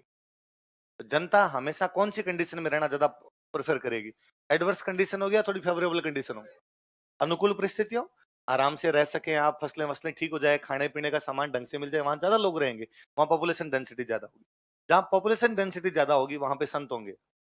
भाई संत को भी तो जनता चाहिए ना सुनाने के लिए। कैसी जगह जाके संत बैठ जाए जहां कोई हो ही नहीं तो करे क्या बेचारा। इसलिए आप नोटिस कीजिए कि हमने इतने संत संप्रदाय पढ़े, टिपिकल बाड़मेर जैसलमेर में एक संत संप्रदाय नहीं है। क्योंकि आज भी जब जनसंख्या घनत्व इतना विरल पड़ा है, तो उस समय तो जनसंख्या घनत्व एकदम ही नहीं था, इसलिए पश्चिमी राजस्थान में कम है। इधर वाले इलाके में आपको जयपुर, अलवर, भरतपुर, कोटा, बूंदी, डूंगरपुर, बांसवाड़ा या इधर वाला जो इलाका मिलेगा इसके अंदर ज्यादा मिलेंगे। अच्छा, पर्वतीय क्षेत्र में भी कंडीशन ज्यादा अच्छी नहीं होती, एडवर्स होती, फसलें ज्यादा होती नहीं है, तो खेत एकदम छोटे छोटे हो जाते हैं, ये एकदम ढंग की जगह होती है। मैदानी इलाका था पूरा का पूरा, इसलिए धार्मिक गीत ज्यादा अपने। फिर दूसरा, पूरा मरुस्थल अपना, मतलब गंगानगर से लेके इधर जैसलमेर तक की बाउंड्री, इस बाउंड्री पर हमले बहुत ज्यादा हुए। और पे सारे आक्रमण नॉर्थ वेस्ट साइड से हुए, नॉर्थ वेस्ट से जो भी आक्रमण होंगे तो ये इलाका झेलेगा। आक्रमणों वाला जो भी इलाका होगा वहां प्रेम की बातें नहीं होगी, वहां युद्ध की बातें ही होगी। पूरा अपना ये साउथ वाला पड़ा है, साउथ वाला पूरा आक्रमणों से गिरा रहा, मेवाड़ अटैक से गिरा रहा हमेशा। डूंगरपुर, बांसवाड़ा, मेवाड़, सिरोही, गुजरात से अटैक हो गया, मालवा से अटैक हो गया, दिल्ली से अटैक हो गया, युद्ध ज्यादा हुए, इसलिए उधर प्रेम वाले गीत नहीं। ये बीच में रहा अपना जयपुर, अलवर, भरतपुर, कोटा, बूंदी वाला इलाका, बीच का इलाका था, इसलिए इतने अटैक हो नहीं पाए, इसलिए इधर प्रेम की बात, श्रृंगार। फिर दूसरा, जैसे आप मथुरा की साइड में बढ़ोगे, ब्रज आएगा, ब्रज आएगा तो राधा कृष्ण की बात होगी, राधा कृष्ण की बात होगी तो श्रृंगार की अपनी चीज। मैं अभी भी कहता हूं कि अभी भी आपको पश्चिमी राजस्थान के गीत सुनने हो, कोई आज भी कोई गीत बनते हैं उनमें फिर भी लड़ाई की इस टाइप की बातें होंगी। पुराने गीत मिल जाएंगे जो आज से 20-30 साल पहले जो गाए जा रहे थे, अब तो पूरा ट्रैक ही चेंज हो गया। 20-30 साल पहले के जो गीत मिलेंगे उनके अंदर कोई शहीद हो गया उस क्षेत्र में, उनके गीत मिल जाएंगे। आप आज के गीत भी, इस साइड के गीत सुनो, श्रृंगार वाले ज्यादा है। सॉरी तेरे मेरो प्यार जल रे दुनिया, है ना। मनीषा की तो यही पहचान, गला में सुन्नी में परफ्यूमर, सारे सारे श्रृंगार श्रृंगार के गीत मिलेंगे। या देवी देवताओं के खूब सारे गीत मिलेंगे इस क्षेत्र के अंदर। इस साइड के अंदर इस प्रकार की दोनों चीजें नहीं मिलती। तो जहां मैदान होते हैं वहां पे जनसंख्या ज्यादा होती है, जनसंख्या ज्यादा होती है तो वहां पर संत संप्रदाय ज्यादा होंगे, संत संप्रदाय ज्यादा होंगे, वहां पे धार्मिक गीत अपने आप हो जाएंगे। और नोटिस करना आप, जो मरुस्थल के गीत होंगे वो लंबी टेर के साथ गाए जाते हैं। मतलब मरुस्थल वाले गीत वैसे होंगे, हे तो लंबी सी टेर लगे, ऊंची ऊंची आवाज के अंदर गाएंगे। क्यों? सुनने वाला कौन है? कौन डिस्टर्ब हो रहा है आपसे, है ना।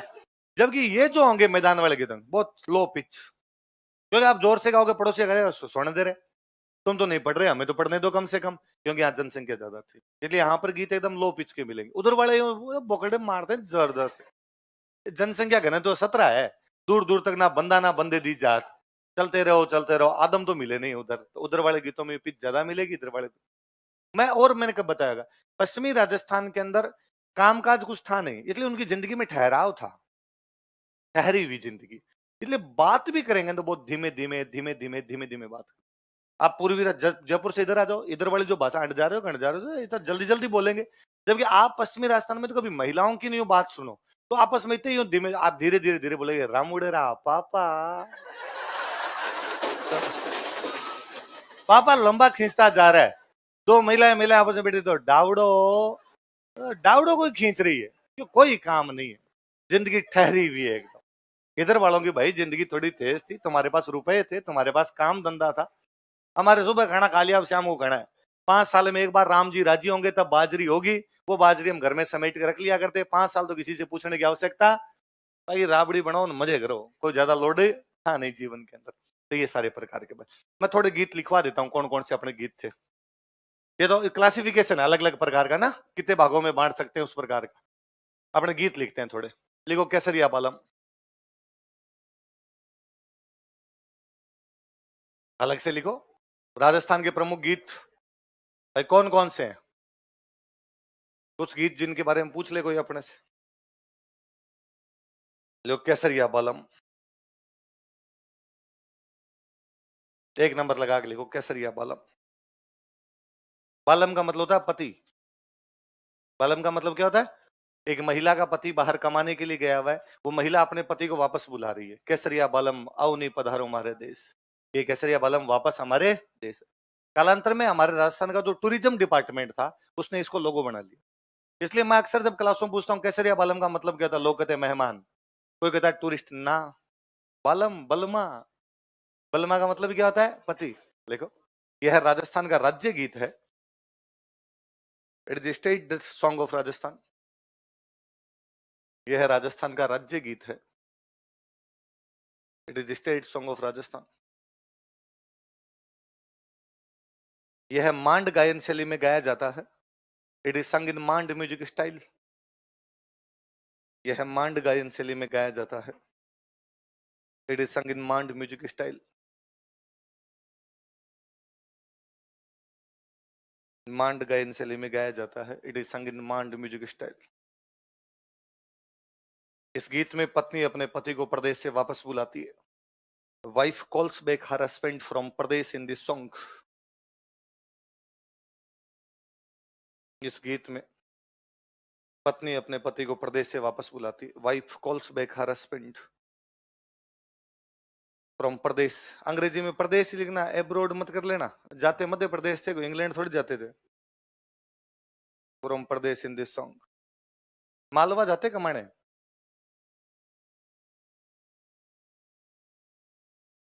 अगला गीत लिखो कुर्जा।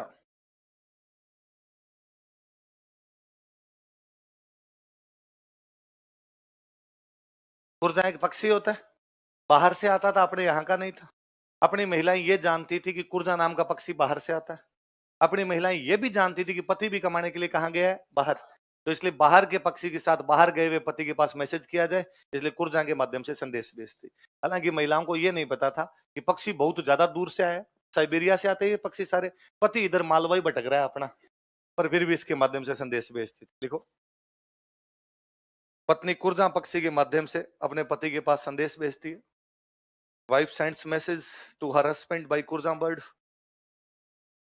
पत्नी कुर्जा पक्षी के माध्यम से अपने पति के पास संदेश भेजती है।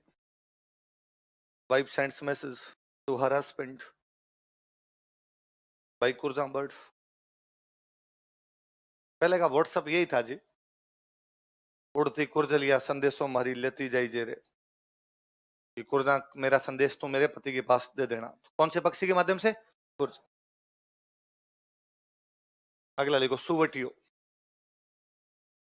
सुआ कहते हैं तोते को, सुआ किसको कहते हैं? बाकी महिला तो कौन से पक्षी के माध्यम से भेज रही है? कुर्जा। भील महिलाओं ने कहा ना, हम व्हाट्सएप नहीं चलाएंगे भाई, सिग्नल, प्राइवेसी मैटर्स। तो लिखो, भील महिला तोते के माध्यम से अपने पति के पास संदेश भेजती है। Bhil woman sends message to her husband by parrot. Bhil महिला तोते के माध्यम से अपने पति के पास संदेश भेजती है। Bhil woman sends message to her husband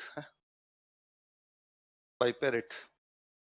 उडियो उडियो डोडो डोडो जायो मारो सुवटियो, सुवटियो तुम्हारे छोटी ननद को वीर। जैसे मेरे ननद का वीर मतलब मेरा देवर पति, पति जो है वो बाहर है, उसके पास तू क्या भेज क्या समाचार, जैसे मैं देवर के माध्यम से समाचार भेज सकती हूँ, वैसे तू जा और तू जाके समाचार देख। वो गीत जब सुनते हो तो उसमें एक लाइन है, जो दाने जाइजे तो सुआ यूं कहिजे। सुआ मतलब तोता। यदि जोधपुर जाए तो मेरे पति को ये समाचार देना, थारी गोरी धड़ने चूनड़ी रो चावराज, कि तुम्हारी पत्नी को किसका चाव है? चूनड़ी। चूनड़ी प्रिंट होता है कपड़ों का। हम आगे पढ़ेंगे हस्तकला जब पढ़ेंगे कि चूनड़ी प्रिंट कहाँ का प्रसिद्ध है, जोधपुर। हम गीतों में कितने सालों से गा रहे हैं कि चूनड़ी प्रिंट कहां पर मिलता है? जोधपुर के अंदर अच्छा मिलता है। अगला गीत लिखो, देखो Moreau.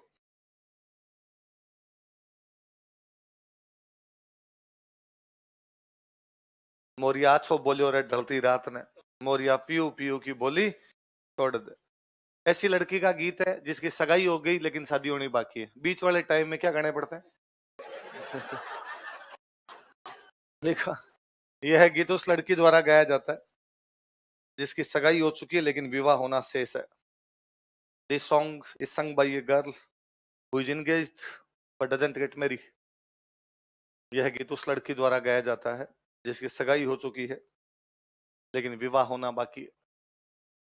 This song is sung by a girl who is engaged but doesn't get married।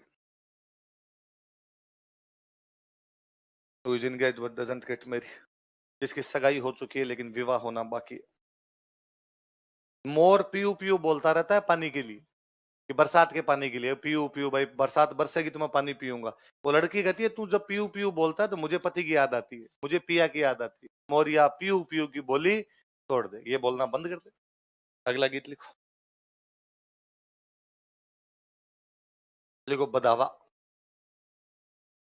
तू कौन से रिसर्च करके आ रहा है, कौन सा कैसे बोलता है? लिख ले चुपचाप, पीयू पीयू पपैया बोलता है।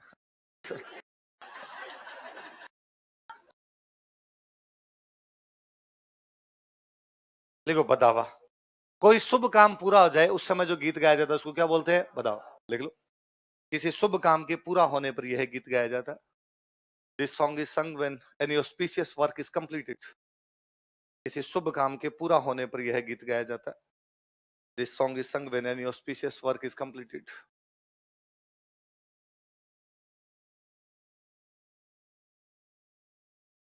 किसी शुभ काम के पूरा होने पर यह गीत गाया जाता है।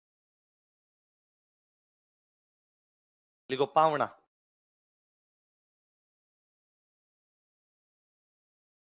पावना। एक बार आओ थे जवाई जी पावना। जवाई जब ससुराल आए उस समय जो गीत गाए जाए उनको क्या कहते हैं? देखो, दामाद के ससुराल आने पर यह गीत गाया जाता है। This song is sung when son in law comes in laws house. दामाद के ससुराल आने पर यह गीत गाया जाता है। This song is sung when son-in-law comes in-law's house. दामाद के ससुराल आने पर यह गीत गाया जाता है. This song is sung when son-in-law comes in-law's house. पहले गाते थे जी जब दामाद 10-15 साल में एक बार ससुराल जाता था. पहले गांव के अंदर सबसे निकृष्ट कार्य यह माना जाता था ससुराल जाना. तो मतलब कोई आदमी ससुराल जाता नहीं था, जाता तो किसी को बताता नहीं था, वरना लोग यूं मजाक उड़ाते कि सासरे जाके आया. तो ससुराल वाले थोड़े नोहरे करते, आता जोड़ी करते, प्लीज एक बार तो आओ. शादी में भी नहीं आए, इस बार हमारी शादी है, सबसे छोटे साले की शादी है, पक्का पक्का आना पड़ेगा. तब एक आधी बार जाता. उस समय उसके स्वागत में जो गीत गाए जाते वो कौन से थे? आजकल हर तीसरे दिन खड़ा रहता है, वहीं खड़ा रहता है, रसोई तक चला जाता है, मम्मी जी करता घूमता रहता है.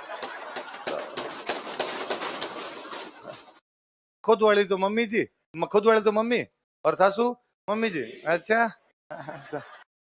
फिर मुझे लगता है सासू बापड़ी खुद भी तंग रहती है, दिल दिल जा खड़े हो जाता है. सासू थोड़े दिनों में कहती है लो लहसुन छोड़ लो. तो लड़कों एक बात की गांठ बंधी जाए, सासरे ज्यादा जाना. ये जो बेइज्जती करवाई है दामाद शब्द की आपने, इस प्रकार की बेइज्जती होनी नहीं. तो सासरे वासरे नहीं जाना. अगला लिखो. वो अगर ऐसा हो तो सही. कोई जुगाड़ तो बिठाओ, सिलेक्शन कराओ तो होंगे सारे, वरना जाने की नौबत ही नहीं आएगी. लिखो. ओलियो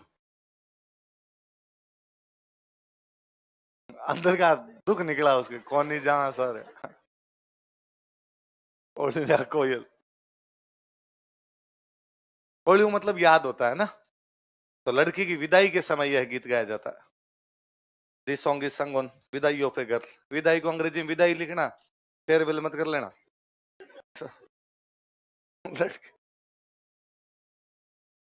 छोटी क्लास में भी पढ़ा था विदाई party, farewell party. This song is संग ऑन विदाई ऑफ ए गर्ल. लड़की की विदाई के समय यह गीत गाया जाता है. कोयल बाई सा सिद्ध चालिया गाते हैं कि हमारी बाई कोयल किधर चली गई. ये भी पहले गाते थे जब लड़कियां विदाई के टाइम रोया करती थी. आजकल भाई साहब रोती है नहीं, क्योंकि मेकअप खराब हो जाए तो बाद में गीत भी. पहले रोने का रीजन भी था जी. पहले छोटी छोटी बच्चों की शादी करते, 14-14, 15-15 साल, 12-12, 13-13 साल के बच्चों की शादी करते. फिर जिसके साथ शादी कर रहे हो उनमें से किसी को नहीं जानती, तो वो वास्तव में रो रो के ये पूछ रही होती थी कि डाकी है कौन, किसके साथ भेजा जा रहा है. अब आप मेच्योर होते हो, आप जानते भी हो, मिल चुके होते हो, बात कर चुके हो, तो किस बात का रोना है. पहले रोना आता था, अपने आप ही रोना आता था कि भाई अचानक किसी को, मैं कहता हूँ किसी लड़के को कहा जाए कि घर छोड़ और ऐसे लोगों के बीच जाना जिनमें से किसी को जानता नहीं है, तो अपने आप रोना आ जाए. और पहले से जानते होते हैं तो रोना नहीं आता. तो पहले रोया करती थी, तब कौन से गीत गाते. अब रोती पर रो ही लेती है ना थोड़ी थोड़ी. लड़कियों क्या भगवान ने गुण दिया है जी, वो रो भी सकती है, रोने की एक्टिंग भी कर सकती है ना. और ये मैं हमेशा कहता हूं कि कब कोई दूर दराज का रिश्तेदार मर जाए, भाई जैसे अपने बुआ की सासू मर गई, भाई बुआ की सासू मरे तो अपने किस बात का दुख है. उल्टा अपने राजी है, बुआ का प्रमोशन है. बुआ की सासू भी अपने किस बात का दुख हो. उस समय जब महिला को ऐसे दूर दराज रिश्तेदार जब मरते हैं, तब महिलाएं जब वहां बैठने के लिए जाती है, आराम से बस में, गाड़ी में, जीप में, जिसमें जा रही है, आराम से हंसती हुई, खेलती हुई, गीत गाती हुई, दीदी तेरा देवर दीवाना टाइप का. पहले क्या बसों में जाते, अब तो कारें वारें आ गई थी. पहले बसों में जाते तो बस गांव के बाहर उतार देती. अब गांव के बाहर वहां से आगे जा रहे हैं, पति साथ में है, देवर साथ में, कोई साथ में, तो एकदम अब वो गांव में एक बराबर नहीं चल सकते, आप डिस्टेंस मेंटेन करनी पड़ेगी. तो पति थोड़ा आगे चल रहा है या देवर थोड़ा आगे चल रहा है, महिला थोड़ी पीछे चल रही है, तो वो पहले उतरते ही पूछती है कि घर कितना दूर है. तो पति कहता था भाई टाइम लगेगा अभी तो. जैसे घर पास में आने वाला होता तो पति उधर से कहता. इसका मतलब ही होता है कि आपका समय शुरू होता है. एक महिला जो 5 मिनट पहले तक गीत गुनगुना रही थी, अचानक अपना टून चेंज कर लेती है और जोर जोर से रोती है. और जो महिला जितनी दूर की रिश्तेदार होती है उतनी जोर से रोती है. मतलब वो एहसास कराना चाहती है कि मुझे दुख है, होता तो है नहीं, तो जोर जोर से. और मुझे इससे भी ज्यादा हंसी इस बात पर आती है कि अंदर जो महिलाएं बैठी होती है वो उसको चुप और करवाती है, जबकि उनको भी पता है कि झूठी रो रही है, क्योंकि वो भी तो ऐसे ही घुसी थी घर के अंदर. पर फिर भी वो कहते अरे बेननी ना, अरे वाह वाह. नहीं बीननी आसी वे तो जासीर। अरे वाह बेटा वाह वाह। विधाता इतना आंख लिख्या हारे कौन रोक सक्यो मौत ने बीननी। वाह यहाँ दुख मत करो बीननी। इतने में एक आधे घर में छोटे छोटे टाबरों की ड्यूटी होती है कि जैसे ही कोई आए चाय पानी, वो डमरू से घूमते रहते हैं इधर उधर, तो फटाफट एक पानी ला के देता है, बीननी पानी पीती है, इतने में चाय आ जाती है। मतलब विद इन 2 मिनट के बाद में वो जो महिला जो इतनी रो रही थी भयंकर ढंग से, वो पड़ोसन से वैसे बात कर रही, थारो चूड़ो कितने लाया।